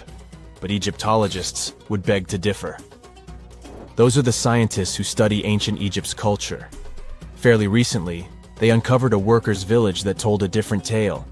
Yes, there was evidence of hard work on the workers' bones, but the construction industry is demanding even today. It took almost 6 years for 12,000 workers to complete the world's tallest building, Burj Khalifa. Back in Egypt, 3 times more workers finished the Great Pyramid in around 2 decades. An impressive feat of ancient engineering, wouldn't you agree? Superiors looked well after the Egyptians who built the pyramids. Their diet was rich in protein. They had medical care and they got paid properly. In fact, they lived better than the non-working population. And they lived with their families near the construction site.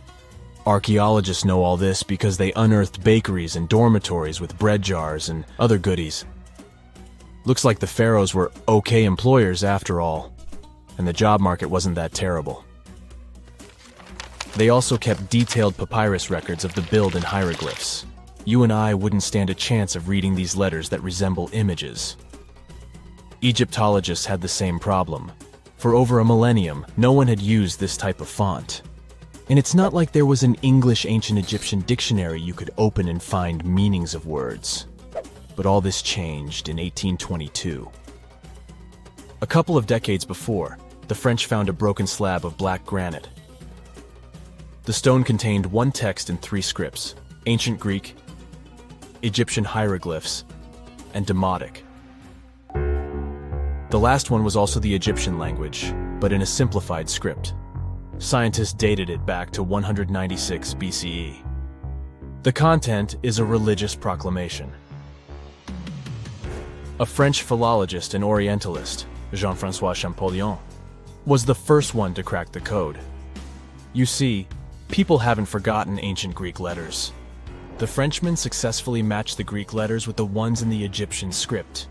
And voila, we were finally able to read hieroglyphs. The name of the piece of granite that made it all possible was the Rosetta Stone.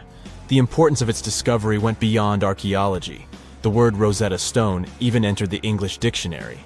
It represents a discovery that helps people understand an enigma that has been puzzling them for a long time. There are similar games. A symbol is attached to a particular message. Then you have to decode the message by replacing the symbol with a corresponding letter. In a nutshell, this is what scientists did with the Rosetta Stone more than 2 centuries ago. Do you know what is the oldest deciphered language in Europe? It has an unattractive name, Linear B. The script belongs to the Mycenaean Greek language. It predates the ancient Greek alphabet by several centuries. You can easily guess which script it is descended from. Linear A. The people from Crete used Linear B more than 1,000 years ago. During the Late Bronze Age, the Greek civilization that used the script vanished. There was no one who could read Linear B, and more importantly, no one knew it existed in the first place. This was about to change during the first years of the 20th century. A British archaeologist by the name of Sir Arthur Evans excavated a vast palace complex at Knossos, Crete, Greece. This was the center of the Minoan culture that created the enigmatic script. The palace boasted some 1,300 rooms. They had colorful paintings of dolphins, griffins, and bulls. All of these captivated the archaeologists' imagination. But their biggest find was at first overlooked: thousands of slabs of baked clay. The fire that brought down the palace helped preserve the tablets. It was impossible to read the slabs, though. They were written in an unknown language. The scientific community had to wait for another half a century before Michael Ventris cracked the code. He was an English architect and cryptographer. Ventris studied Greek and Latin. While attending the famous archaeologist lecture, the young man decided to solve the puzzle of Linear B once and for all. He managed to do so in 1952. One of Ventris's most amazing discoveries was that the script was an archaic form of Greek. But cryptology still hasn't solved the code of Linear A. This writing system will remain a mystery until a motivated young person like Michael Ventris comes along. They wouldn't have to be a professional archaeologist. Basil Brown certainly wasn't. Yet in 1939 he discovered the richest early medieval tomb in Europe. This happened in Sutton Hoo in the southeast of England. This wasn't an ordinary tomb made out of stone. It was a full-size ship, 3 times as long as a London double-decker bus. And that's not all. Apart from its main purpose, the ship was full of riches. Deluxe hanging bowls, feasting vessels, gold and dress accessories, and luxurious textiles were just some of the treasures found. Archaeologists were also amazed by the silverware from distant Byzantium. You probably know this city as Istanbul, Turkey. Even in our age, it's several days' drive from Sutton Hoo. Just imagine how much time and money it cost to import a silver plate in the 7th century. That's when the ship went down, according to archaeologists. The English couldn't have done it. At that time, there was no England. The people living in the British Isles at the time were the Anglo-Saxons. Perhaps the ship from the grassy mounds in Suffolk belonged to one of their kings? We will never know. The local acidic soil did away with any possible evidence, or no one laid there in the first place. It could have been a cenotaph, which is a monument constructed to honor an important person. The archaeologists still don't have a definite answer. But what they have found at Sutton Hoo shed light on the Dark Ages. Before the discovery of the ship, they knew little about what had been going on in Britain after the Romans left. Now, the image of the early Anglo-Saxon society was much clearer. Perhaps the English soil will be the site of the next great breakthrough in archaeology. Consider the Great Pyramids, one of the original 7 wonders of the world and the only one that still exists today. Did you know that the pyramids of Giza weren't the only pyramids out there? And they weren't even the first ones. First, there were the pretty good pyramids, but they didn't catch on. Nah, I made that up. Back to the story. In ancient Egypt, it was believed that kings were chosen by gods to serve on earth as their mediators. In the afterlife, they were expected to become gods themselves. The pyramid complex was built to make sure that the king had everything they might need in the afterlife. The complex included the pyramid, a palace, and temples. The tomb in the pyramid, where the king was buried, was filled with many things they might need, like furniture, food, and gold vessels. Actually, the first pyramid had been built 80 years before the first pyramid of Giza appeared. Overall, there were around 100 of them. Some weren't finished though, since the construction took a while and not every pharaoh lived long enough to see the end of the construction. And now let's talk about the construction itself. The biggest of the pyramids of Giza is as tall as a 40-story building. So how on earth did they manage to build a structure that massive 5,000 years ago, long before machines and other equipment appeared? Well, let's figure it out. So Pharaoh Khufu ascended the throne around 2575 BCE, and his architects started the construction of the oldest and biggest of the pyramids of Giza. He figured that over 2 million limestone blocks had to be used to build the pyramid, each weighing around 2.5 tons, around the weight of a rhino. The architect wanted to finish the construction in 20 years. To make it possible, a stone had to be carried and pushed into place every 4 minutes, 24 hours a day, 7 days a week, and 365 days a year, except leap year. So obviously, a lot of workers were needed to make it happen. Many believe that it was enslaved people who worked at the pyramid's construction site, but that's not true. Workers came from all over Egypt to contribute to the project. All in all, around 25,000 of them. The Egyptians were doing all kinds of work, starting with manual labor and crafting tools to administrative work. They all worked around 10 hours a day. They were housed and well fed, and they were overall living a more comfortable life than an average Egyptian could afford at that time. Supposedly, the builders lived in a nearby temporary city and were a highly organized community with a strong leader. The pyramids seemed to be designed to align with the points on a compass, and their sides symbolized the rays of the sun. But back at that time, there were no compasses. Ancient Egyptians figured out the directions themselves and with amazing precision. To align the pyramids, they used two constellations. The construction site was arranged on the west bank of the Nile River. This also had a symbolic meaning. Just like the sun sets in the west, life sets in the west as well. The second pyramid of Giza was for Khufu's son, Pharaoh Khafre. It's a bit smaller, but this one has the famous noseless statue of the Sphinx. Of course, originally it had a nose. I would tell you what happened to it, but it's still a mystery, and no one knows for sure. Sphinxes have the body of a lion and the head of a human. They were considered guardians of important areas. This famous Sphinx, also pronounced Sphinx, has the head of Pharaoh Khafre and is guarding his pyramid, facing the sunrise. The Sphinx is one of the biggest and oldest statues in the world. Originally, it not only had a nose, but was also painted. Scientists have discovered traces of the red color of its face. So, most likely, the Sphinx was painted red. There are also remains of yellow and blue color on its body. The statue definitely wasn't boring. Till around 1800, the Sphinx was buried up to its shoulders until an adventurer with a team of 160 men dug it out. But let's get back to the construction. The workers, of course, needed stone blocks. There were two main places where people could get these stones. One source was close to the construction site, but that fossil-lined yellow stone was only suitable for the pyramid's interior. The limestone blocks for the exterior were hauled from 8 miles away on 30-foot-long sleds. Apparently, it wasn't too hard to pull them. The sand mixed with the right amount of water was pretty slick, and 10 people could move a sled even with a rock weighing so much. Surprisingly, cutting off a block of limestone wasn't the biggest problem.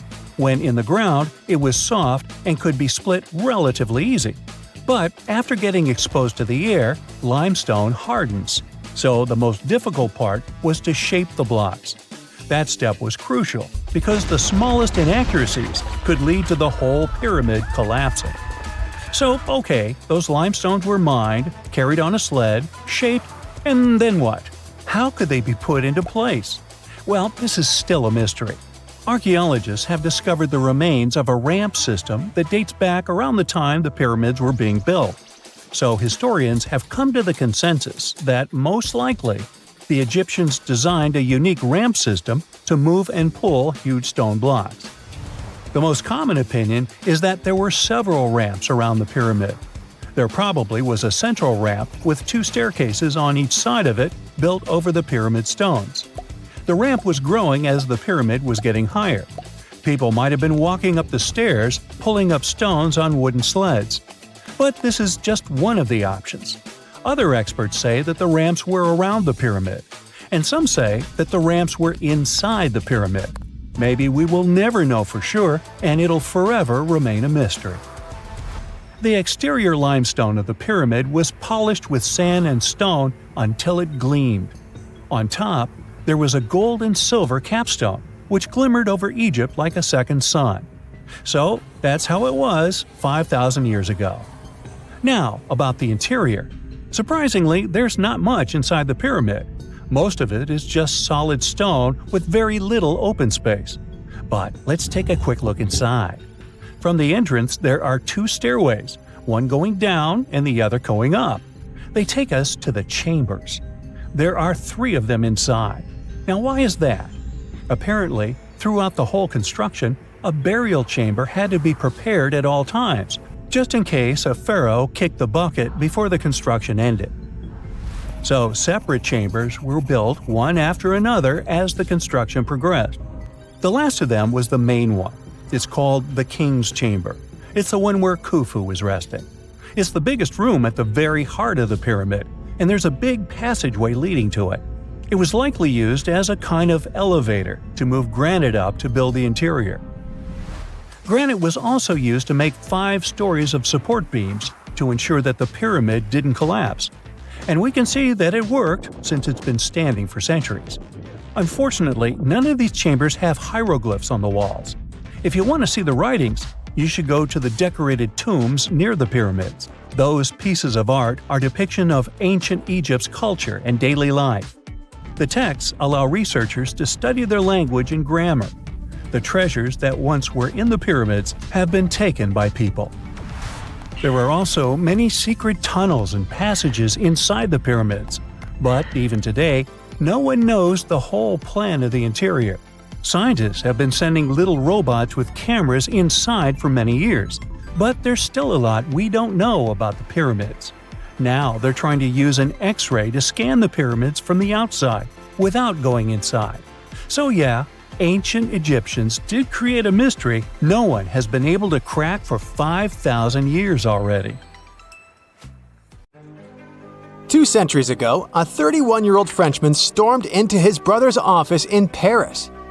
He had only one thing to share. "I've got it!" The man was so excited that he immediately collapsed. He spent the next 5 days in bed recovering his health. Who was this mysterious person, and why was he so thrilled? Jean-François Champollion made one of the greatest scientific breakthroughs in human history. He had cracked the code of Egyptian hieroglyphs. This enabled scientists to finally unravel the secrets of this ancient civilization. They weren't able to read hieroglyphs for nearly 2,000 years. After the Romans took over Egypt, the intricate writing system slowly faded away from people's minds. The last of the hieroglyphic texts date back to the 4th century. For thousands of years, Egyptians used images to show their lives. But the knowledge of how to read these pictures was lost to modern science. The story of hieroglyphs began in 3250 before current era. That's when ancient Egyptians developed writing. Their motivation was to better organize the distribution and storage of goods. One of the earliest examples is a ceramic jar that had an inscription in black ink. There were 2 major writing systems. The first were the hieroglyphs, which literally means sacred carving. Egyptians carved hieroglyphs in stone on temples, tombs, and similar monuments for 3,000 years. They present a system of pictorial texts. A pictograph is a picture or a drawing that stands for an idea of a word. It's a precursor to the true writing as we have it today. For example, when Egyptians wanted to write ibis, they would draw a small image of the bird. Hieroglyphs can be found on walls. They were a formal way of writing. The other writing system was hieratic. Egyptians mostly used it when writing on papyrus. That's an early, thicker form of the paper we have today. It soon evolved into demotic. This improved version became the most common writing systems in ancient Egypt. Then, in the early 4th century BCE, Alexander the Great took control of Egypt. This was the time when the Greek Ptolemaic dynasty ruled the country. You've probably heard of the last ruler of this dynasty, Cleopatra. During her time, Egyptian Demotic and Greek were used side by side. The two started mixing, and by the year 100, a new language emerged, Coptic. It slowly replaced the ancient writing system. Only Egyptian priests used hieroglyphs for the next couple of centuries, and then their meaning was lost to history. But not forever. Arabs were the first who tried to solve the mystery of the hieroglyphs. Medieval travelers came across these strange symbols and wanted to understand their meaning. They consulted speakers of Coptic and translated text from Greek and Latin into Arabic to break the code of the hieroglyphs. During the Renaissance, Europeans also became fascinated with the legacy of ancient Egypt. Scholars from the Old Continent believed that hieroglyphs were a group of symbols as opposed to a written language. This was all about to change in 1799. A year earlier, Napoleon, the famous French ruler, arrived in Egypt. His subordinates constructed a fort that dated back to the 15th century. Rashid, or Rosetta, was a port town in the northeast of Egypt, near Alexandria. One section of the old fortification wall contained an interesting slab inside. The stone tablet was made of a granite-like rock. It was just 40 inches high and 30 inches wide. It contained 3 distinctive sections of text carved into it. The letters were in 3 scripts and 2 languages: hieroglyphs, Demotic, and Greek. It was a fragment of a larger ancient stela. These are upright stone slabs that are used to dedicate to a person or an event, but the one from Rosetta was damaged. 2/3 of the hieroglyphic text on the top was missing. The bottom Greek text lacked a cornerstone. The only fully preserved section was the writing in Demotic in the middle of the slab. It eventually ended up in the British Museum. The scientific community was intrigued, and the race was on to decipher it. Prints and casts of the slab went out all over Europe. Scholars already knew ancient Greek, so in theory, this shouldn't have been so hard. The first people who saw the Rosetta Stone thought the process would take 2 weeks. In the end, it took 2 decades. The main issue was the fact that hieroglyphs and spoken ancient Egyptian didn't have a connection anymore. Scientists didn't know what sounds the letters on the slab corresponded to. Imagine if English disappeared 1,000 years in the future. Then someone finds a tablet with the word dog. At first, they wouldn't know how to read the word or the individual letters. Even if they figured out how to pronounce the word, they wouldn't know its meaning. This is what linguists were dealing with in the case of the Rosetta Stone. The careful study of the artifact produced another find. The texts weren't direct translations of each other. They both described the same event, but in different words. It was like you saw a movie with 2 friends, and then all 3 of you wrote different reviews about it. The original text was probably in Greek, but the translators added extra words to make it sound more Egyptian. An English physician and physicist, Thomas Young, made the first great breakthrough. He knew that the name Ptolemy appeared several times in the text based on the Greek translation. This wasn't an Egyptian name, so it was impossible to represent it with a single image. The only way to spell out this Greek name was to use symbols that sound like it when produced. This is called transliteration, and we have it today as well. This is how foreign-sounding words are written down in Chinese or some Slavic languages. Young focused on sets of hieroglyphs in oval frames. These are called cartouches. He experimented a bit but finally discovered that one of them read, Ptolemy the Great. The individual hieroglyphs that made up this name corresponded to sounds needed to produce it. This is where our mysterious man from the beginning of the video enters the picture. Champollion picked up where Young left off. He knew Coptic, so the Frenchman was able to determine what many other hieroglyphs sounded like. The eureka moment was close. It came while he was studying a cartouche from a site dedicated to Ramses II. It had 4 symbols. The last 2 were the same. He determined this was the sound S. The first symbol was the sun. This is Ra or Re in Coptic. So the cartouche read Ra something SS. Can you already guess the name? Of course, it's Ramses. This breakthrough finally cracked the code. Ancient Egyptian wasn't a mishmash of cool-looking images. It was a phonetic language that Jean-François Champollion discovered in September of 1822. The stone slab is today known as the Decree of Memphis. The Egyptian Council issued it in this city in the year 196 before current era. In it, they expressed their loyalty to the pharaoh. They erected identical stelae in temples all across Egypt. The Rosetta Stone was just one copy of them, but its content is less important than the fact that Champollion's translation gave these ancient peoples their voice again. During the 1800s, European scholars didn't think that the Egyptian civilization was much older than classical Greek or Roman. Now that scientists could read hieroglyphs, a whole new chapter of human history opened. One of the most famous finds in the history of archaeology happened in 1922. That's when the British archaeologist Howard Carter discovered the tomb of Pharaoh Tutankhamun in Egypt's Valley of the Kings. The whole world admired King Tut's golden mask.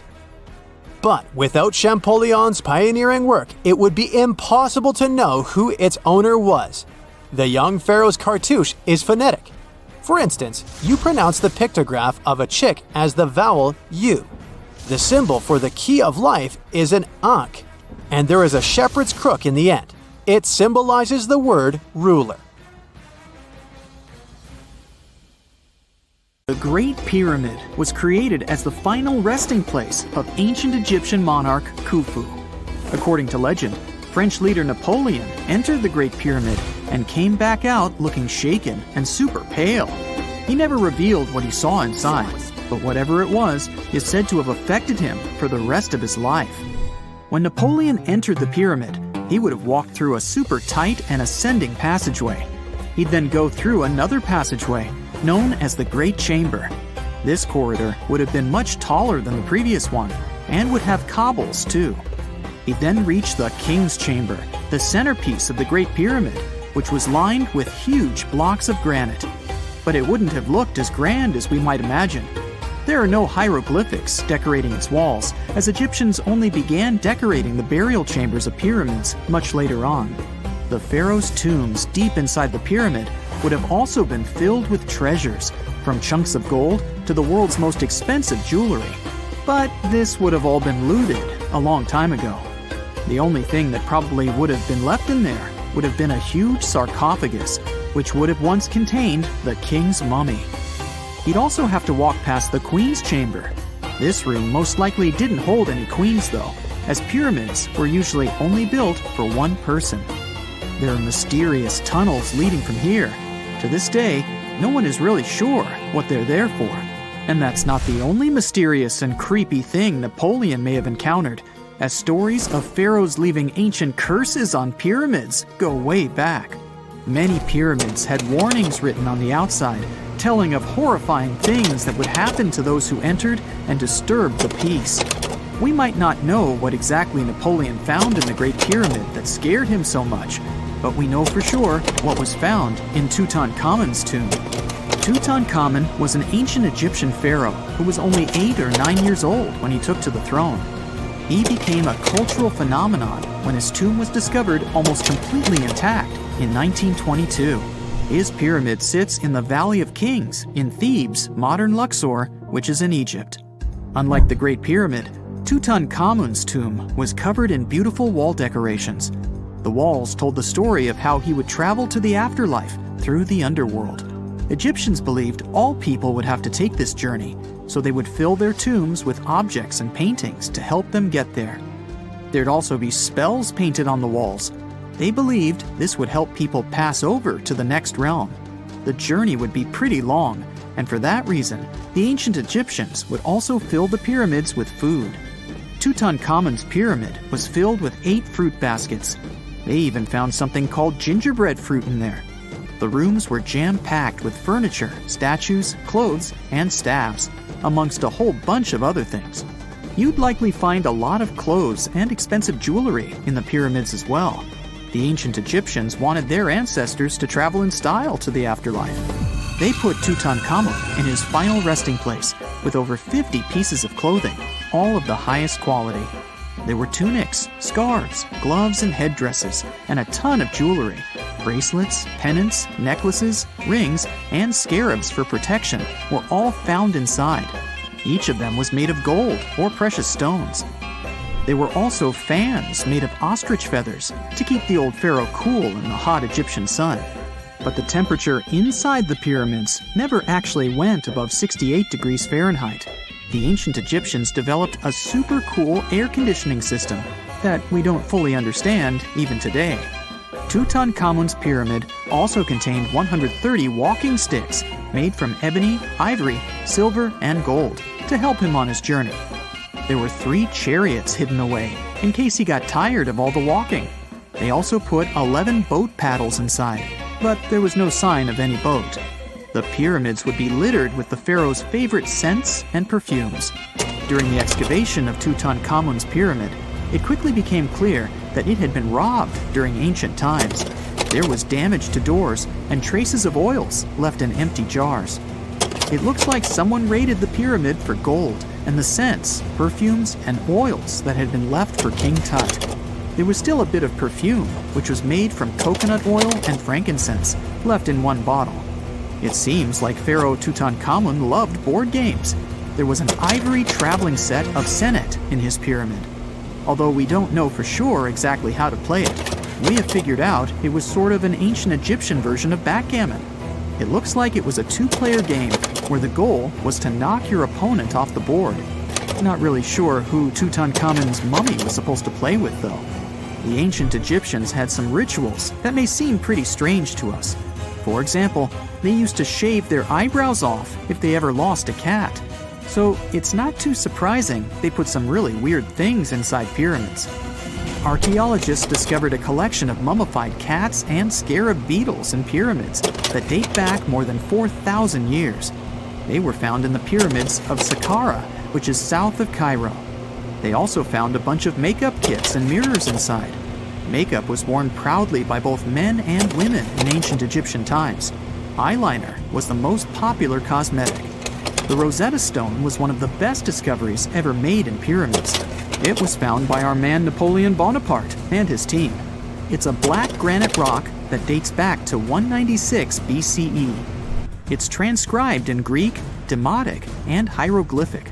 When it was translated in 1822, we got the key to understanding ancient Egyptian hieroglyphics for the very first time. The discovery of Queen Hatshepsut's mummy in 1903 changed our understanding of the Egyptians forever. After she had passed away, her successor, Thutmose III, removed most of the evidence of her reign, so we basically knew nothing about Egypt's first great female leader. She's now gone on to become one of the few and most famous female pharaohs of Egypt. Pharaoh Khufu even had a fully fledged boat in his pyramid. Archaeologists uncovered more than 1,200 pieces of a giant boat near the Great Pyramid at Giza.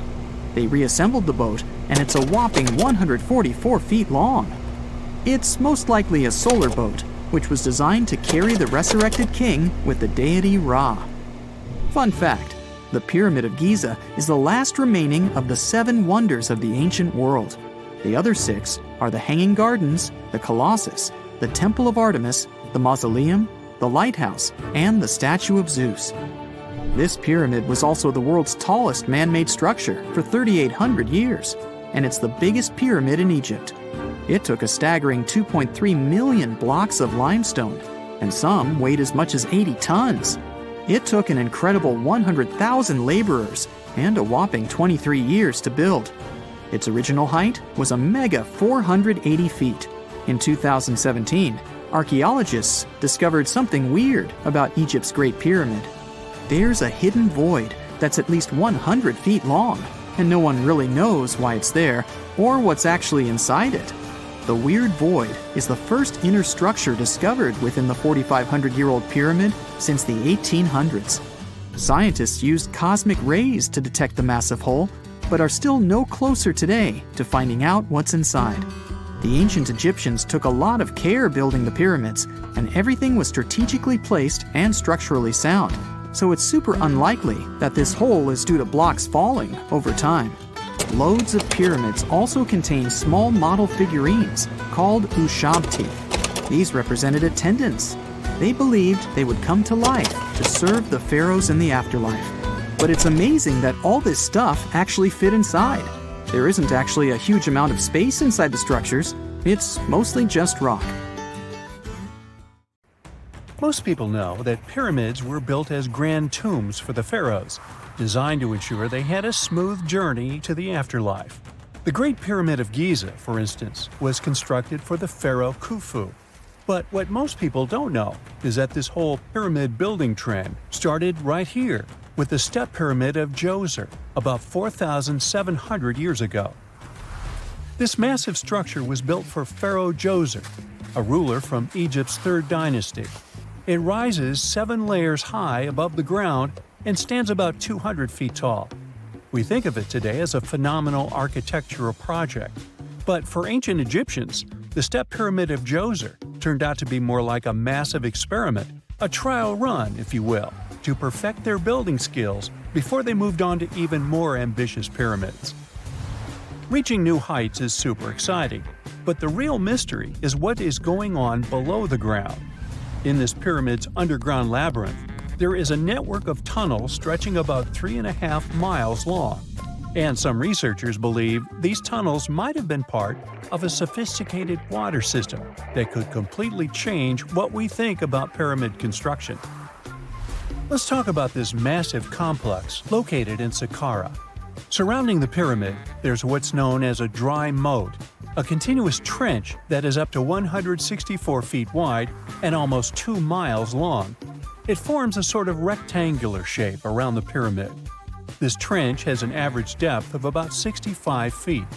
Now, if you were to add up all the earth and rock they dug out to create this moat, it would be about 10 times the volume of the step pyramid itself. For the longest time, people just assumed this trench was nothing more than a huge quarry, a place where they dug up stone and clay to build the step pyramid. Makes sense, right? But when you take a closer look, it doesn't add up. The trench is too narrow and deep to be practical for mining, and its layout doesn't match anything we know about ancient Egyptian quarrying methods. Plus, some sections of the trench are actually covered with a rocky ceiling, which would have made it nearly impossible to use as a quarry. Another theory suggests that the dry moat had some kind of spiritual significance. Maybe it was a sacred place, where souls of nobles gathered to serve the late king in the afterlife. There are even niches in the walls that work as a hint at this spiritual function.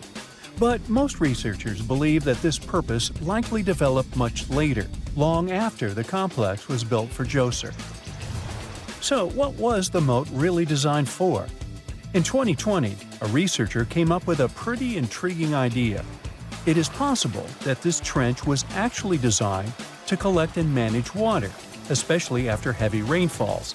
Now, that makes sense when you consider the location. The moat sits in an area that could easily have been flooded by runoff water from nearby plains. This could also explain why the trench wasn't used for new graves until much later when the climate became drier and less prone to flooding. The story becomes even more intriguing, as this trench appears to be part of a larger, more complex hydraulic system within the Djoser complex.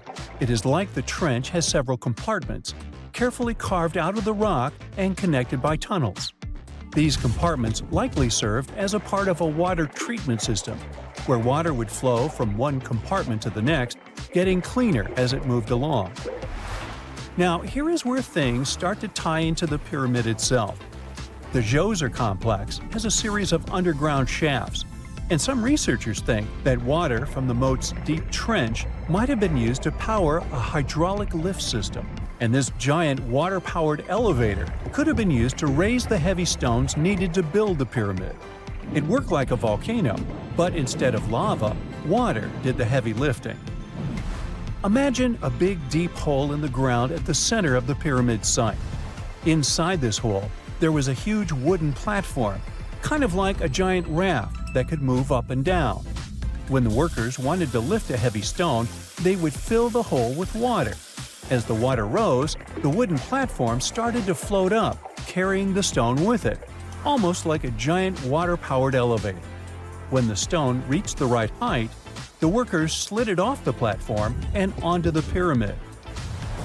The idea is that water from the deep trench, after being cleaned and filtered, would flow into these shafts. A massive float, possibly made of wood, would then rise as the water filled the shaft, lifting the stones up to where they were needed for construction.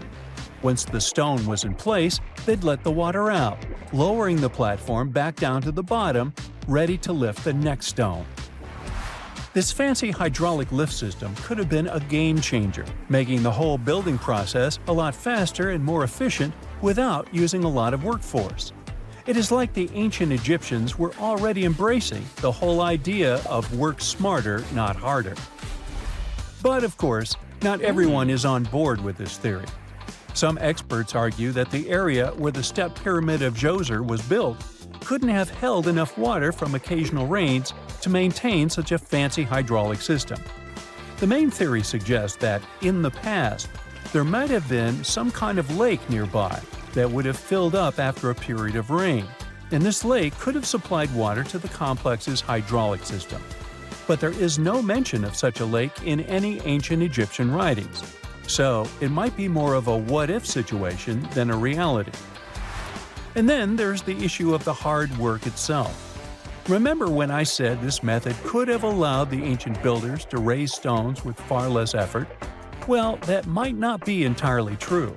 According to some experts, just building this hydraulic device would have required a lot more heavy work than simply moving the stone blocks using good old-fashioned manpower. And let's not forget, the step pyramid of Djoser is like a baby pyramid compared to those that came later. The stones used for Djoser's pyramid weighed, on average, about 660 pounds each, which is nothing compared to the more than 2.5-ton blocks used later for the pyramid of Chephren. If this cool water lift theory gets completely ruled out, we still need to explain how this pyramid was built in the first place. To answer that, we need to rewind a bit and talk about the original plans. See, before Djoser's tomb became a pyramid, the idea was to construct a simple mastaba. This type of tomb was pretty common in earlier periods, a flat-roofed, rectangular structure with sloping sides. But after the original mastaba was finished, they decided to expand it a bit by adding more layers on top. And then they added even more layers, until the construction reached 6 distinctive steps, each one smaller than the previous. And they probably did all this by raising those heavy stones using ramps, not a water-powered elevator. There is still so much we don't know about the step pyramid of Djoser.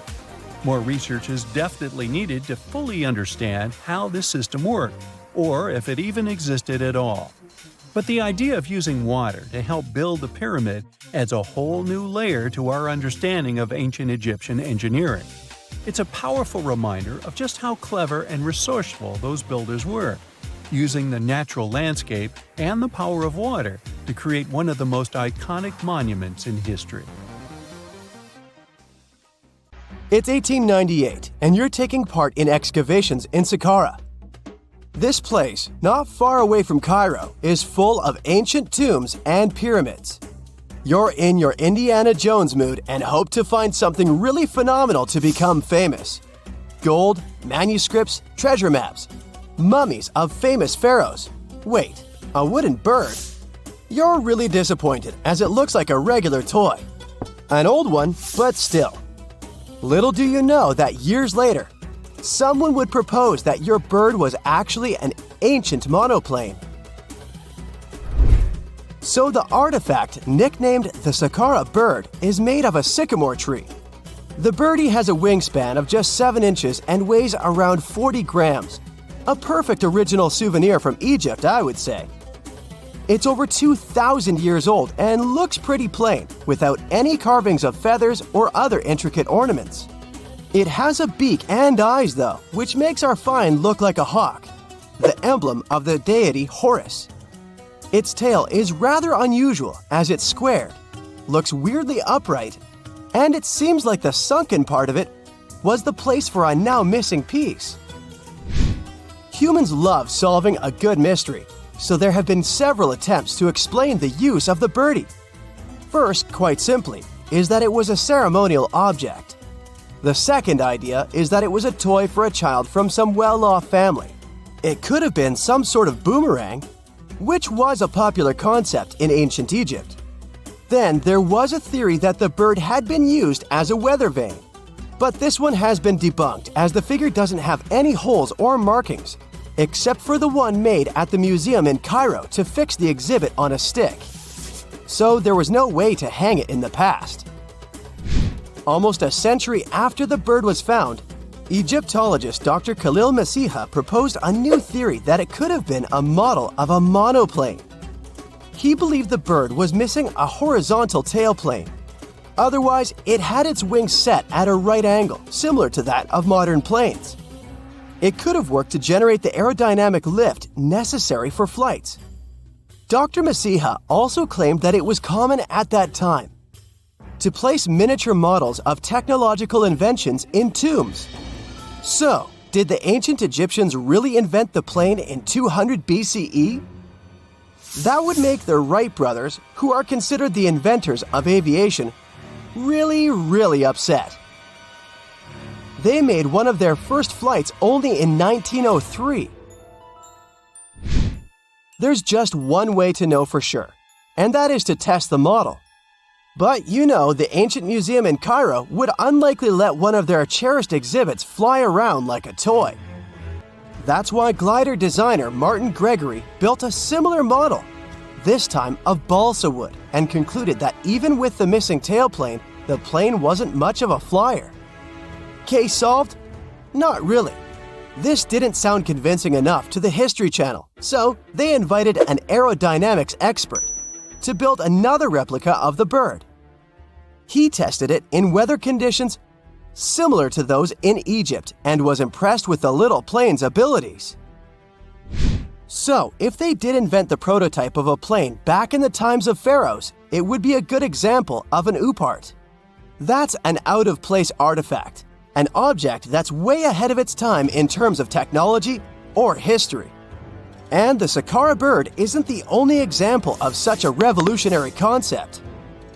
In 1901, a group of divers retrieved the Antikythera mechanism from an underwater shipwreck near the Greek island of Antikythera.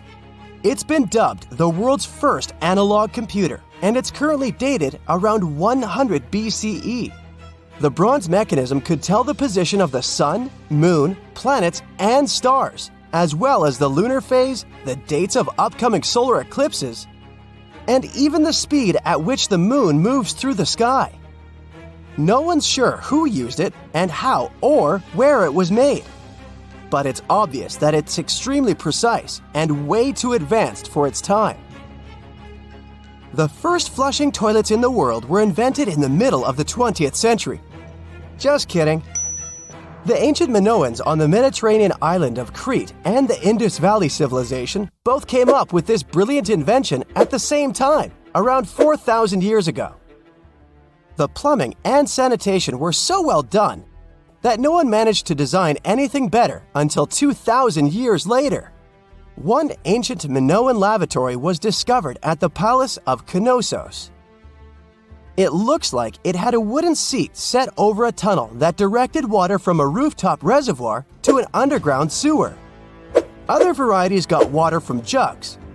Only the super rich people could afford all this glory. So if you wanted to shop for real estate back then, the flushing toilet would be a telltale sign you were in the rich neighborhood. Automated doors became a cool, seemingly new invention back in 1931. But the technology behind them is actually much older. Think the 1st century CE old. Mathematician and engineer Heron of Alexandria came up with a hydraulic system to open and close temple doors. To bring it into action, you need to light a fire to produce heat. There was a brass pot under the fire, half filled with water. The inventor connected the brass pot to containers that acted as weights. When the fire was burning, the water moved into the containers. They went down and pulled the ropes. It was nothing like a supermarket door that opens in front of you before you even have time to think. Heron's door took hours to open, and there was no way to stop the process. That's why they only opened the doors once a day before people entered the temple, to add some mysticism at the temple during ceremonies. Spooky. Looks like the first ever battery was invented in Baghdad around 2,000 years ago. a German archaeologist found this oval-shaped clay jar in 1938. Scientists are still not sure what purpose it served and who exactly invented it. There is a theory that it was used for electroplating objects with precious metals. When they filled it with a weak acid like vinegar, the battery produced around 1 volt of electricity. Another theory says it was a vessel for sacred scrolls. Would you like to buy contact lenses designed by Leonardo da Vinci himself?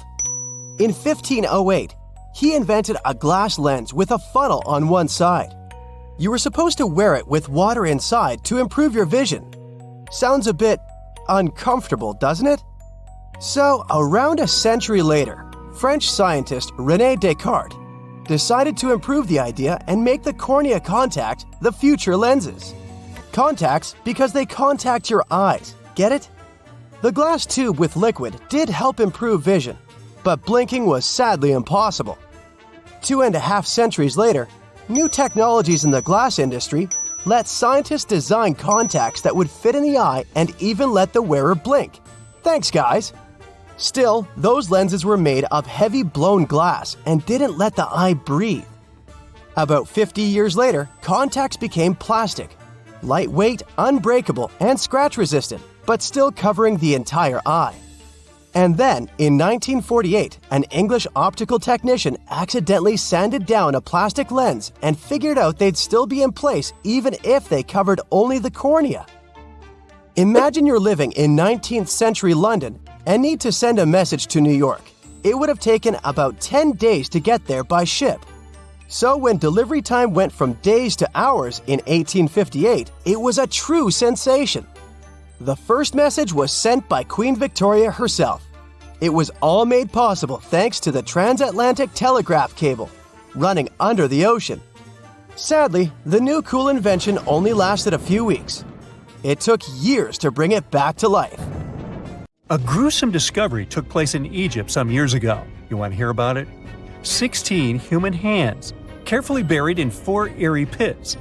They didn't look too much like human hands at first, since they were abnormally large, but they were.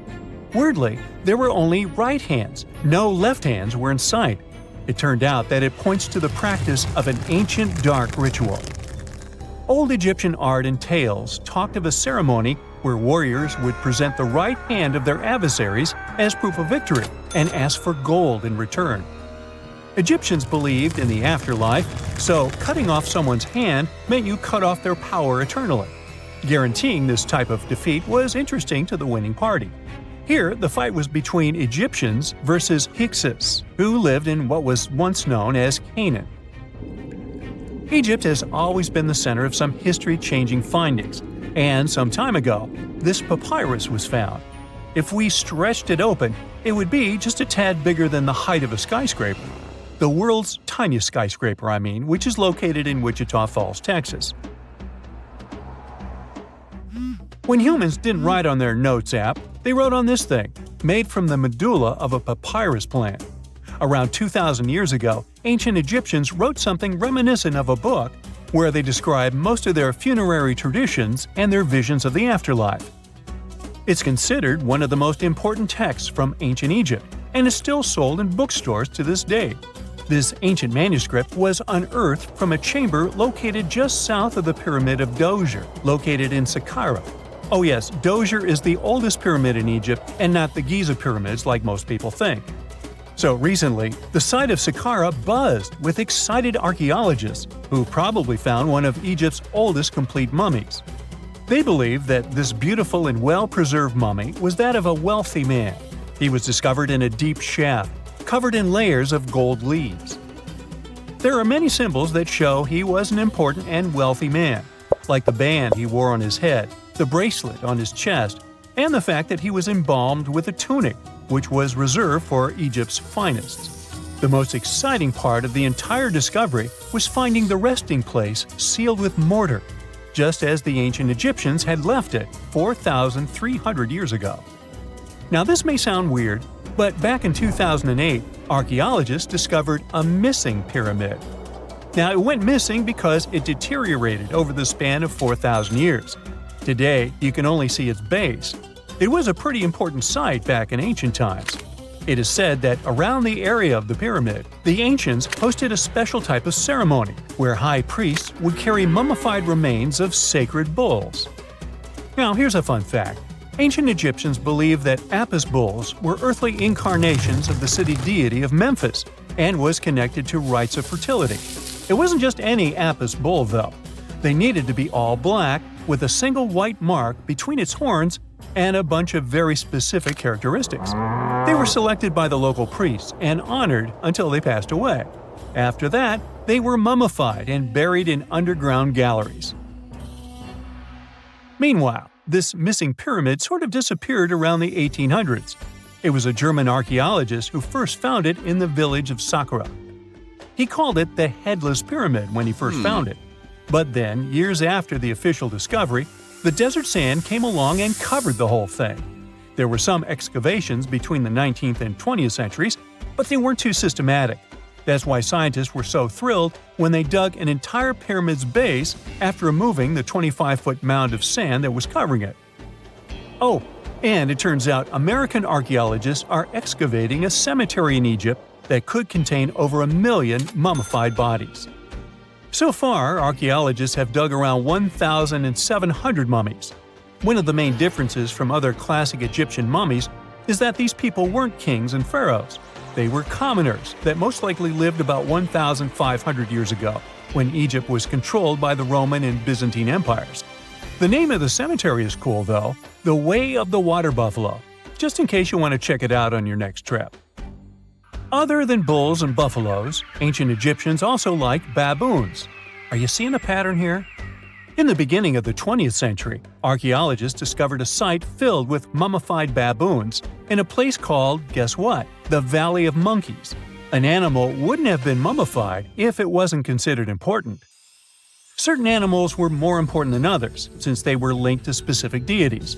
Jackals were connected to Anubis, the ancient god of the afterlife, and cats were likened to the female deity Bastet.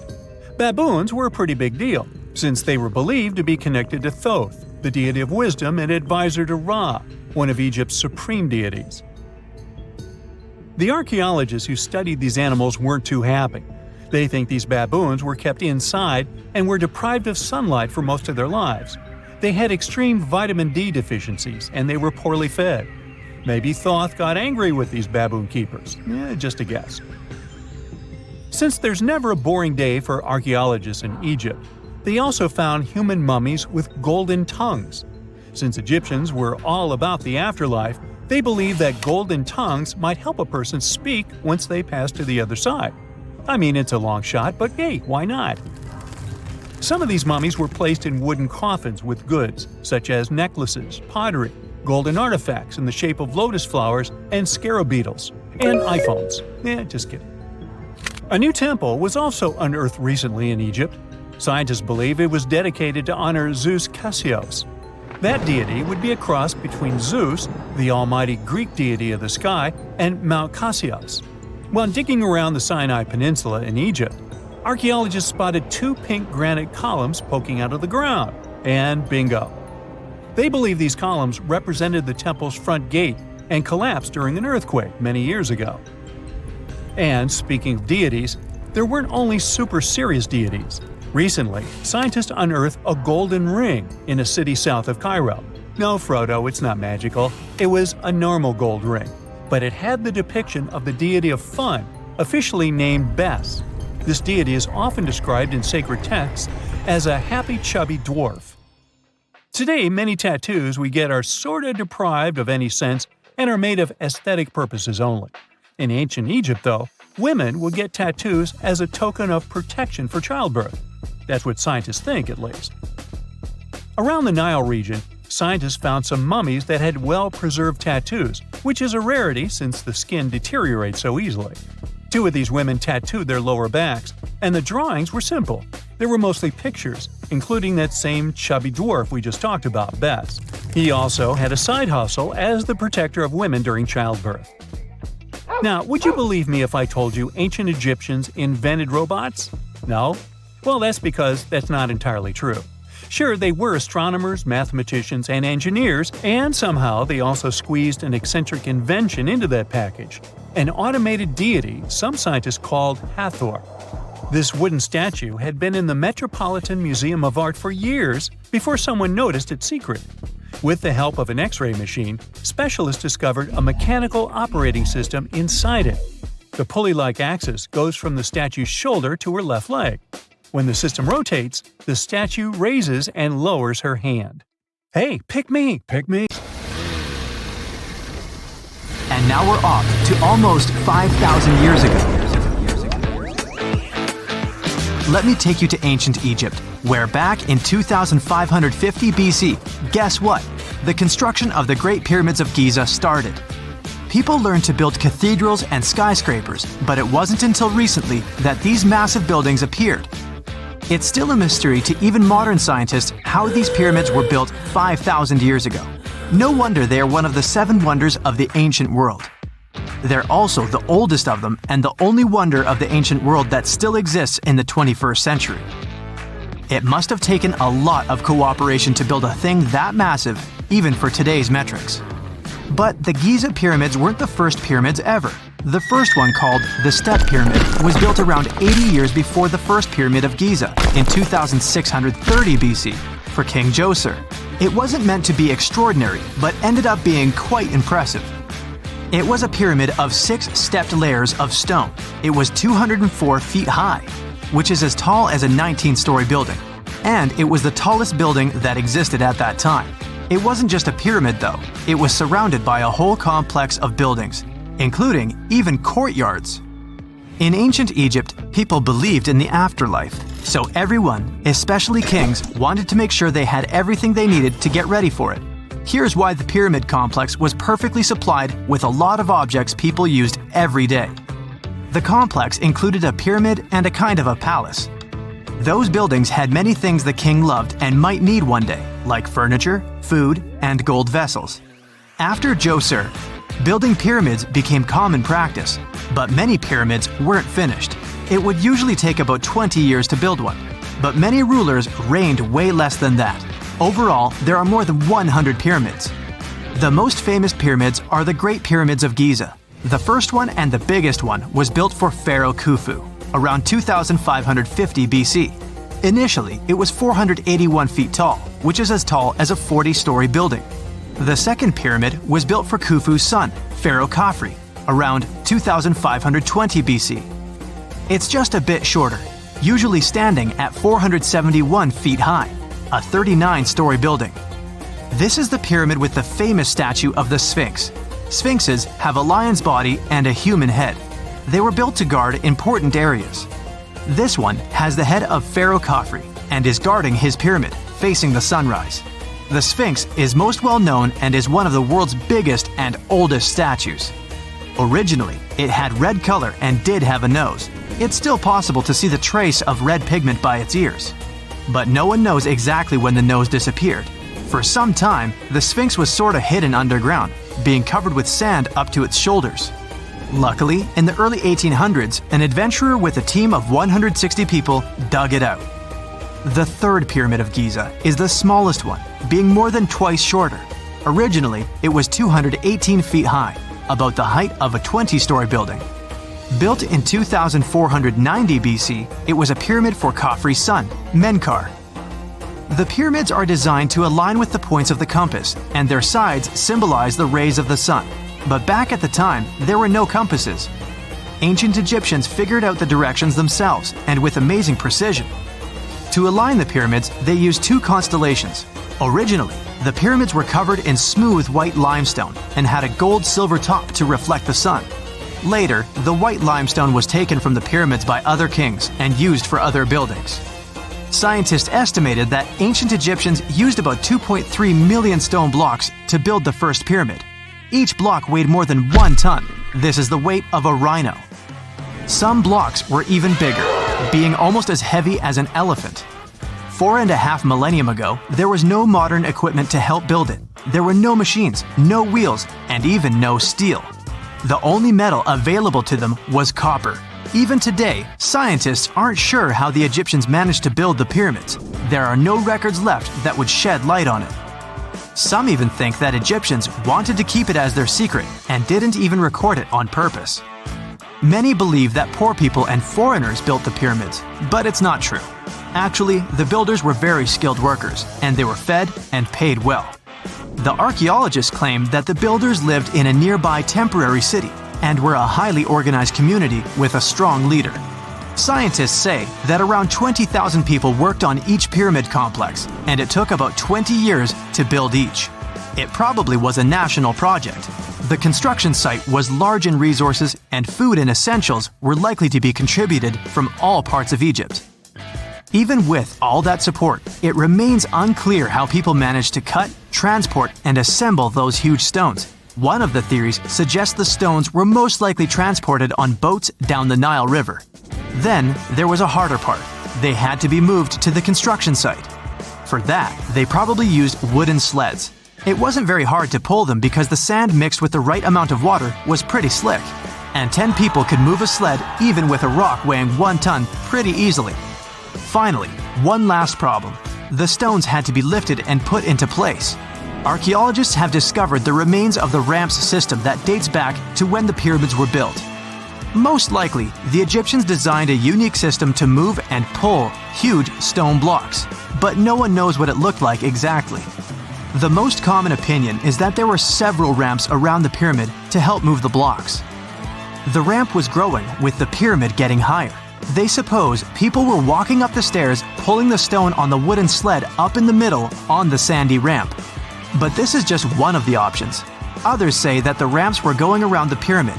Some say the ramps were inside the pyramid. But we'll never know for sure, and it'll forever remain a mystery, just like the ancient Egyptians wanted. Surprisingly, there's not much inside the pyramids. Most of it is just solid stone with very little open space. But let's take a quick look inside the biggest of the pyramids of Giza.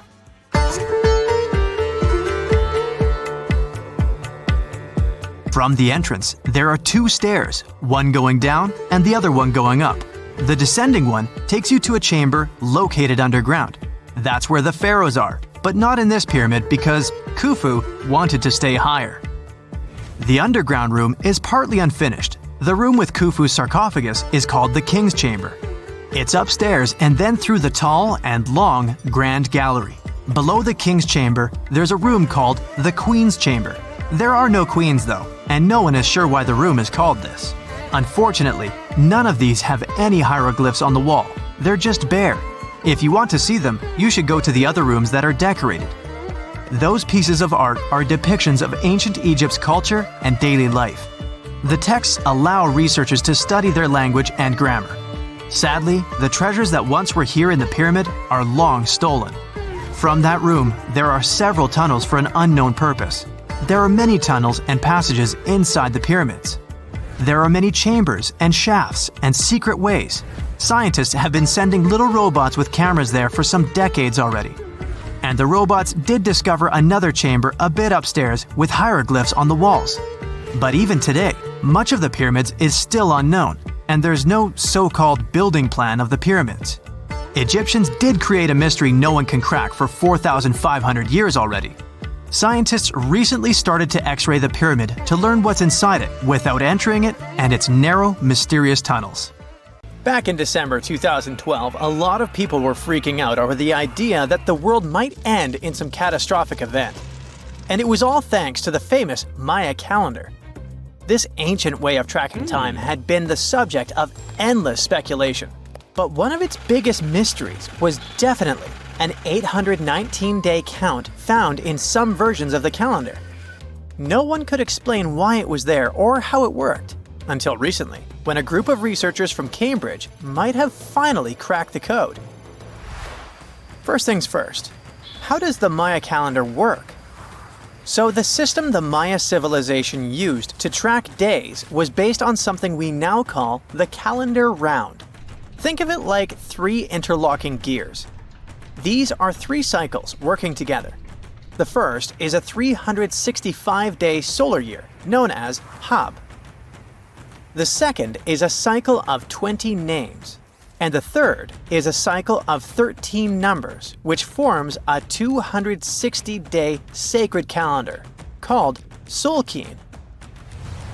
Just like we'd say something like December 25th, 2025, they named their days based on how these three cycles lined up. For example, here we have the day 3 Manik and the 14th of the month Hop. It takes 52 years for the three cycles to align in the same way again. After that, the days start repeating. But this is where things start to get more complicated and mysterious. On some Mayan monuments, we have also found enigmatic inscriptions pointing to the existence of another cycle, the 819-day count. There are about 20 examples of these inscriptions, mostly found in places like Palenque and Yaxchilan in Mexico. So it didn't seem random at all, and this calendar must have been hiding a big secret. Early research showed that the 819-day cycle was represented by one of 4 colors and the cardinal directions associated with them. Black was tied to the west, red to the east, white to the north, and yellow to the south. Researchers also discovered that this period of time could be broken down into 3 smaller cycles: one of 9 days, one of 7 days, and one of 13 days. Multiply them together, and you'd get 819 days. Pretty cool, but why did they do that? This color scheme and the 3 cycles seemed like a basic level of interpretation, and experts were pretty sure its real purpose was still hidden from us. Another thing researchers noticed is that this strange count of days was mostly shown using a Y glyph followed by a number. But in some cases, they also added a glyph representing Kawil. This was a powerful Maya deity often associated with creation and lightning. He was usually symbolized by a torch coming out of his forehead, representing the spark of life. But in the 90s, a study suggested that when Kawil's inscription showed smoke and fire coming from his forehead, it could actually represent the planets Jupiter or Saturn, or maybe even both. Wait, that means that the 819 days count could be linked to both planets in some way. From there, research focused on figuring out what that link might be. The first conclusion is that this calendar might have helped the Maya track the movements of those planets in some way. Then they started noticing something interesting. These cycles could be specifically tied to the synodic periods of Jupiter and Saturn. By synodic periods, we mean the time it takes for a celestial body, like a planet, to return to the same or nearly the same position as seen from Earth. While this possibility was pretty exciting, something didn't quite add up. Each planet moves very differently, and trying to fit multiple planets into an 819-day span just didn't seem to work. In other words, this 4-part color-coded calendar system was simply too short to align perfectly with the synodic periods of the visible planets. So it looks like we're back to square one. This mystery had people scratching their heads for ages, until 2023, when specialists realized they might have been looking at it all wrong. Researchers actually needed to shift their perspective. Instead of seeing this system as 819 days, they needed to consider the number as representing timelines. And this period of time could be just a small part of a much, much bigger calendar. You see, as we said earlier, this cycle seemed to track the period when a planet became visible to people on Earth. To prove that these 819 cycles were timelines, not actual days, researchers needed a planet that could serve as a starting point to back up their theory. In this case, it was Mercury. And there's a pretty simple reason for that. Mercury's synodic period is 117 days, which fits perfectly into the calendar count. I mean, if you take 1819 and divide by 117, you get the number 7. So, Mercury is the only visible planet whose synodic cycle fits neatly into this period as whole numbers. Perfect. Now they had a solid starting point. From there, they needed to expand the calendar by increasing its length to 20 periods of 819 days. Suddenly, a pattern emerges. And just like that, all the synodic cycles of the planets fit perfectly into the system. For example, Saturn's synodic period from 378 days lines up perfectly after 6 819-day cycles. Venus aligns every 5 cycles. Jupiter every 19 cycles. And Mars, which takes the longest, needs 20 cycles. In other words, it takes about 45 years for Mars to align with the synodic periods of all visible planets. So, this is how researchers determined that the ancient civilization wasn't referring to days, but rather to timelines. The Maya astronomers came up with this count as part of a larger calendar system of 20 periods. But then a question comes up. Why was studying the synodic periods so important to the Maya? Well, we don't have super specific answers about this mysterious calendar yet. But what we can say for sure is that the Maya truly believed in the powerful influence of the cosmos on daily life. So maybe they wanted to analyze how the movements of all the visible planets lined up with their other calendars. Of course, this system is just one part of the Maya's amazing and advanced understanding of astrology. And it wasn't just about using astrological cycles for planting and harvesting. They also had crazy specific knowledge, like how to predict solar eclipses. Archaeologists believe the Maya connection to the stars is reflected in the ruins of their world. Take the famous pyramid in the ancient city of Chichen Itza, located in Mexico's Yucatan Peninsula. If you look closely at the base of its staircase, you will see a snake's head carved in stone. But here's the coolest part. During the spring and fall equinoxes, when day and night are exactly the same length, the sun casts sharp, triangular shadows on the staircase. It creates the illusion of a snake slithering down the steps. Another example of how they use their knowledge of astronomy in their temples is in Tikal, Guatemala. Built around year 1 of the Common Era, this pyramid is considered one of the Maya's earliest astronomical complexes. And its alignment and orientation allowed them to track and calculate solstices and equinoxes with incredible precision. The Maya were skilled skywatchers. Just like we have modern-day high-tech observatories with round domes, they had something similar. Meet El Caracol. The name means snail in Spanish and refers to the spiral staircase inside the tower. Built around 906 Common Era, it was the perfect place to observe all the changes in the sky and track the movements of the sun, moon, planets, and stars. Unlike us today, with our telescopes, satellites, and advanced tools, the Maya relied entirely on naked eye observation, and that makes their achievements even more incredible. Imagine working 7 days a week on a large-scale construction site. You, along with thousands of others, carry millions of stone blocks and put them on top of each other according to a complex system. You work without modern construction equipment. You have no air conditioning or constant access to water. It's so hot outside that you can fry eggs on the road. You've been building the pyramid for decades, and now, when it's finally done, you enjoy the result of the colossal work of thousands of people. You're looking at a giant cultural monument of global value that will freeze in time and amaze people for tens of thousands of years. A few thousand years have passed. People in the 21st century see the pyramids and are like, wow, I can't believe humans have built this. Yeah, the people who built the pyramids wouldn't have appreciated such a theory. But actually, there are reasons to believe that people built it using some fantastic technology. From the outside, it seems the Great Pyramids are just big triangles of stone. People just put some heavy blocks on top of each other, and that's it. In fact, the design seems too perfect to be true. The pyramid consists of more than 2 million blocks.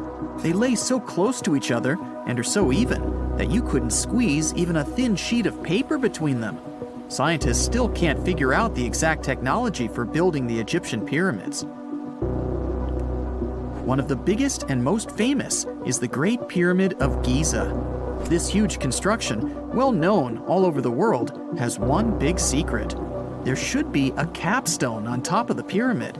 It's a triangular-shaped stone block, a small pyramid on top of a huge one. It's also called a pyramidion. The builders of ancient Egypt made it out of granite and limestone and covered it with gold. No records or old drawings prove that there was a pyramidion at the top of the Great Pyramid of Giza. But there's another ancient Egyptian structure with such a triangle, the Red Pyramid. It was built before the Great One, and its capstone has survived to this day. Archaeologists have found and reconstructed it. But where could the capstone of the Great Pyramid be? It's a mystery that still has no answer. Some are sure that some thieves have stolen it from the top. Maybe they just climbed up and pushed the pyramidion down. It makes perfect sense. The capstone was probably the most valuable element of the pyramid. Many scientists and archaeologists still don't know its exact purpose. Some believe that this peak covered with gold glorified the pharaohs. The capstone reflected moonlight at night and illuminated the entire space around it. During the day, the capstone reflected sunlight with its shiny surface. You could have noticed it from afar. The top of the pyramid was a kind of guiding star for lost travelers. All other stone blocks of the pyramid consist of limestone. People polished them to make them look shiny. In the past, they were even glowing and reflected light.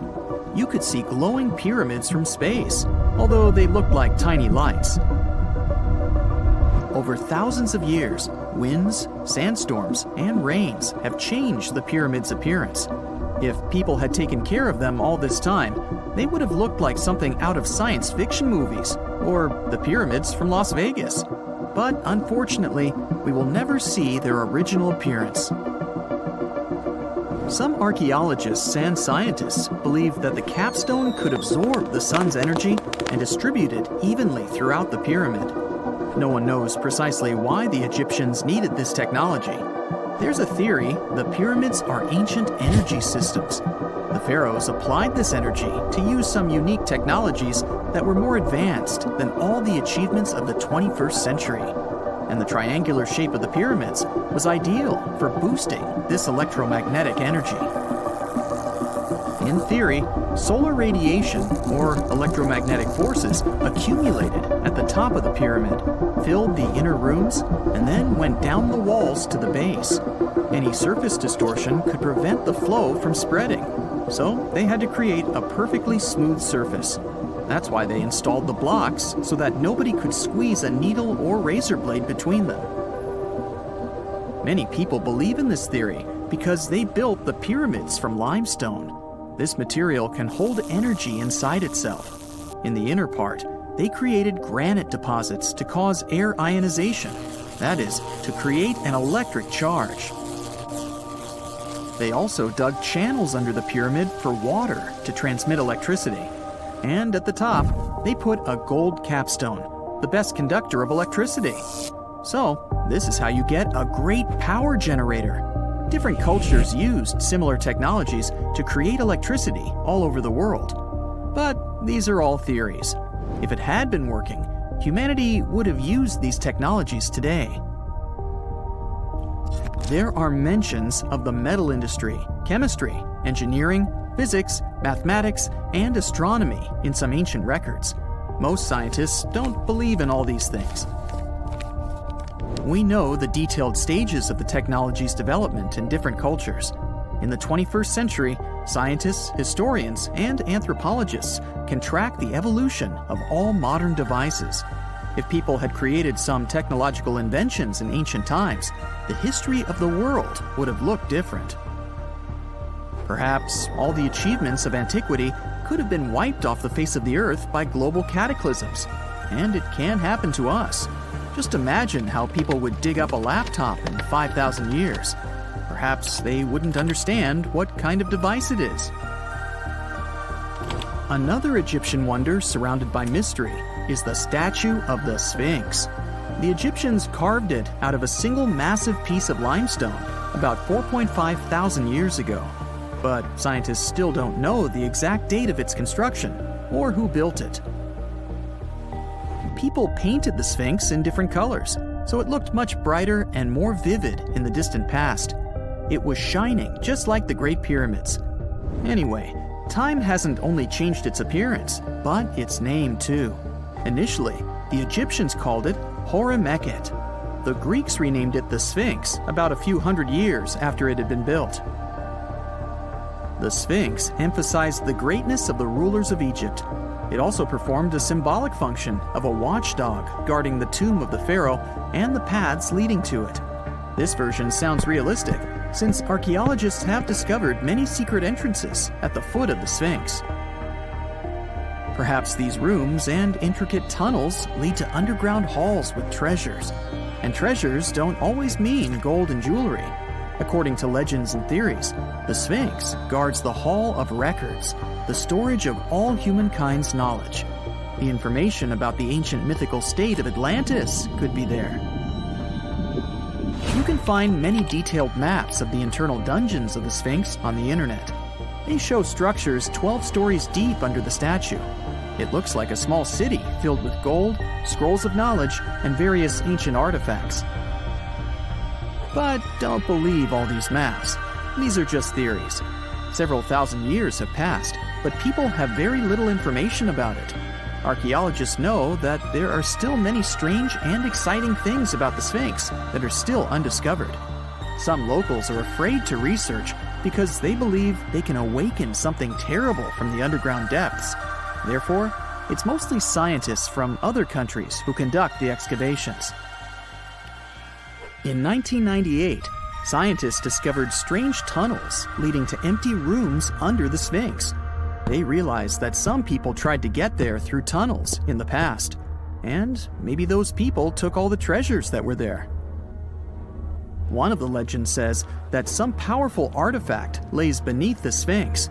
Its technology can change the whole world, but the locals are hiding it because it can damage the planet. Some believe that you can find evidence of unknown technologies painted on the granite walls in the pharaoh's tombs. But most likely, these paintings and signs tell us the myths and legends of ancient Egypt. But what if Egyptian symbols and drawings are detailed instructions for using ancient technologies?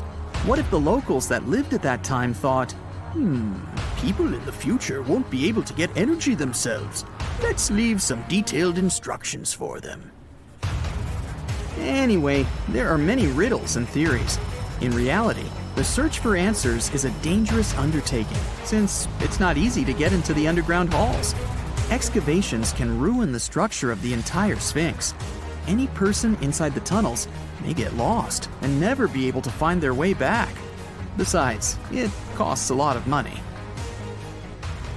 Now, what would be awesome is if people could invent some device that could scan underground areas and show their detailed models. Can you tell me what date it is today? Piece of cake. You just look at your smartphone and voila, you immediately know the day, month, and year. But was it always this easy to tell the date? Did the ancient people even have the concept of a year that lasts 365 days? Yes and no. Mayan calendars had cycles. That's close to what we call a year. But the Mayan cycle was much longer, 819 days. And this is where the mystery begins. 819 days compared to what?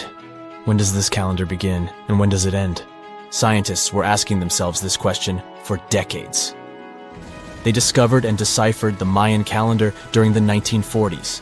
Recently, two American scientists, John Linden and Victoria Bricker, came forward with a solution. So, what did they do differently from their predecessors?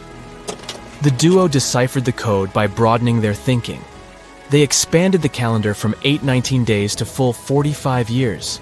That's 20 times longer than the original cycle. And a pattern started to emerge. This was a major breakthrough because the Maya told time in a complicated way. You can forget about the easy-to-read Arabic numerals we have today. These ancient people used glyphs. These are tiny images that represent characters, something like the icons on your desktop or universal symbols. When you see a little dot with 3 curved lines above it, you know there is a Wi-Fi network available. The Mayan calendar used glyphs that represented animals or natural phenomena. For example, there were symbols for a jaguar and an eagle. Each glyph marked one day. Each cycle is repeated 4 times, 8 and 19 x 4. Let's call these 4 cycles blocks. The Mayas colored each block differently. Scientists thought these colors corresponded to the 4 cardinal directions. Red was east, white, north. West was black, and finally, yellow marked south. But then the 1980s came. Yeah, this was a weird decade. The calculations were all wrong. Researchers determined that the colors were associated with the position of the sun in the sky. It turned out that the color yellow represented the highest point of the sun, which is called a zenith. White was the lowest point, called the nadir. It seems that the calendar showed just how good the ancient Mayas were at astronomy. This is most evident at Chichen Itza. This principal Mayan city is located on the Yucatan Peninsula, Mexico.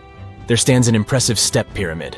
It is dedicated to the feathered serpent deity, and its alignment is perfect. Something marvelous happens here twice a year, during the equinoxes, March and September. These are the times when the sun shines directly over the equator. On these 2 dates, the day and night last the same. At the site of the pyramid, sunlight first illuminates the sculpture of the serpent head at the base of the structure. Then it makes its way up the 91 steps. This creates the illusion that a snake is slithering down the pyramid. Even today, people gather to witness the sight. And it must have been more impressive when the Mayas completed the structure 1050-1300 CE.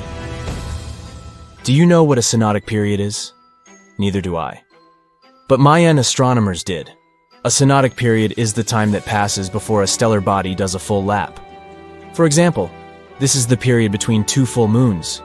When you look from Earth, this period lasts roughly 30 days.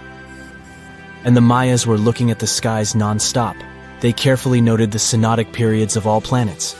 From Venus to Saturn, these ancient astronomers kept records of nearly all celestial bodies. But what does this have to do with their calendar? The American researchers' calculations revealed the link. Let's take the planet closest to the sun as an example, Mercury. Its synodic period is 117 days. Multiply that by 7 and you get which number?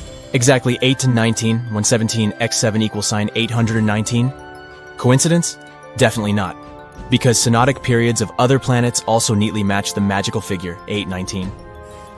But this is not visible from a single Mayan cycle. Scientists had to expand it several times to discover the pattern. There is a reason why no one could decipher the code for so long.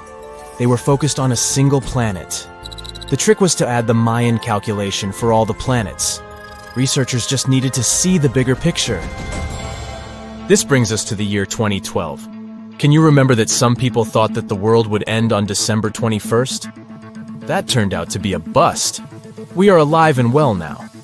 But what started this false rumor? The Mayan calendar, of course. You see, these ancient people based their calendar on long periods of all the planets. That included a lot of complicated math and a lot of multiplying. This 2012 was simply the time when their cycle ended. It is known as the long count. This period is the same as our year. For the Mayas, 2012 was something like the 31st of December for us. Just an end of a cycle in which they measured time, so there was no need to panic. Those New Year's Eve parties might be a bit wild, but the world doesn't end on January 1st. The Mayas stretched more than their calendar. Rubber was the name of the game. Yes, you've heard it correctly. These ancient people were making different grades of rubber 3,000 years before one famous American did, Charles Goodyear. They would extract natural latex from the rubber tree. This is a milky substance that can be turned into rubber. And they weren't the only ones.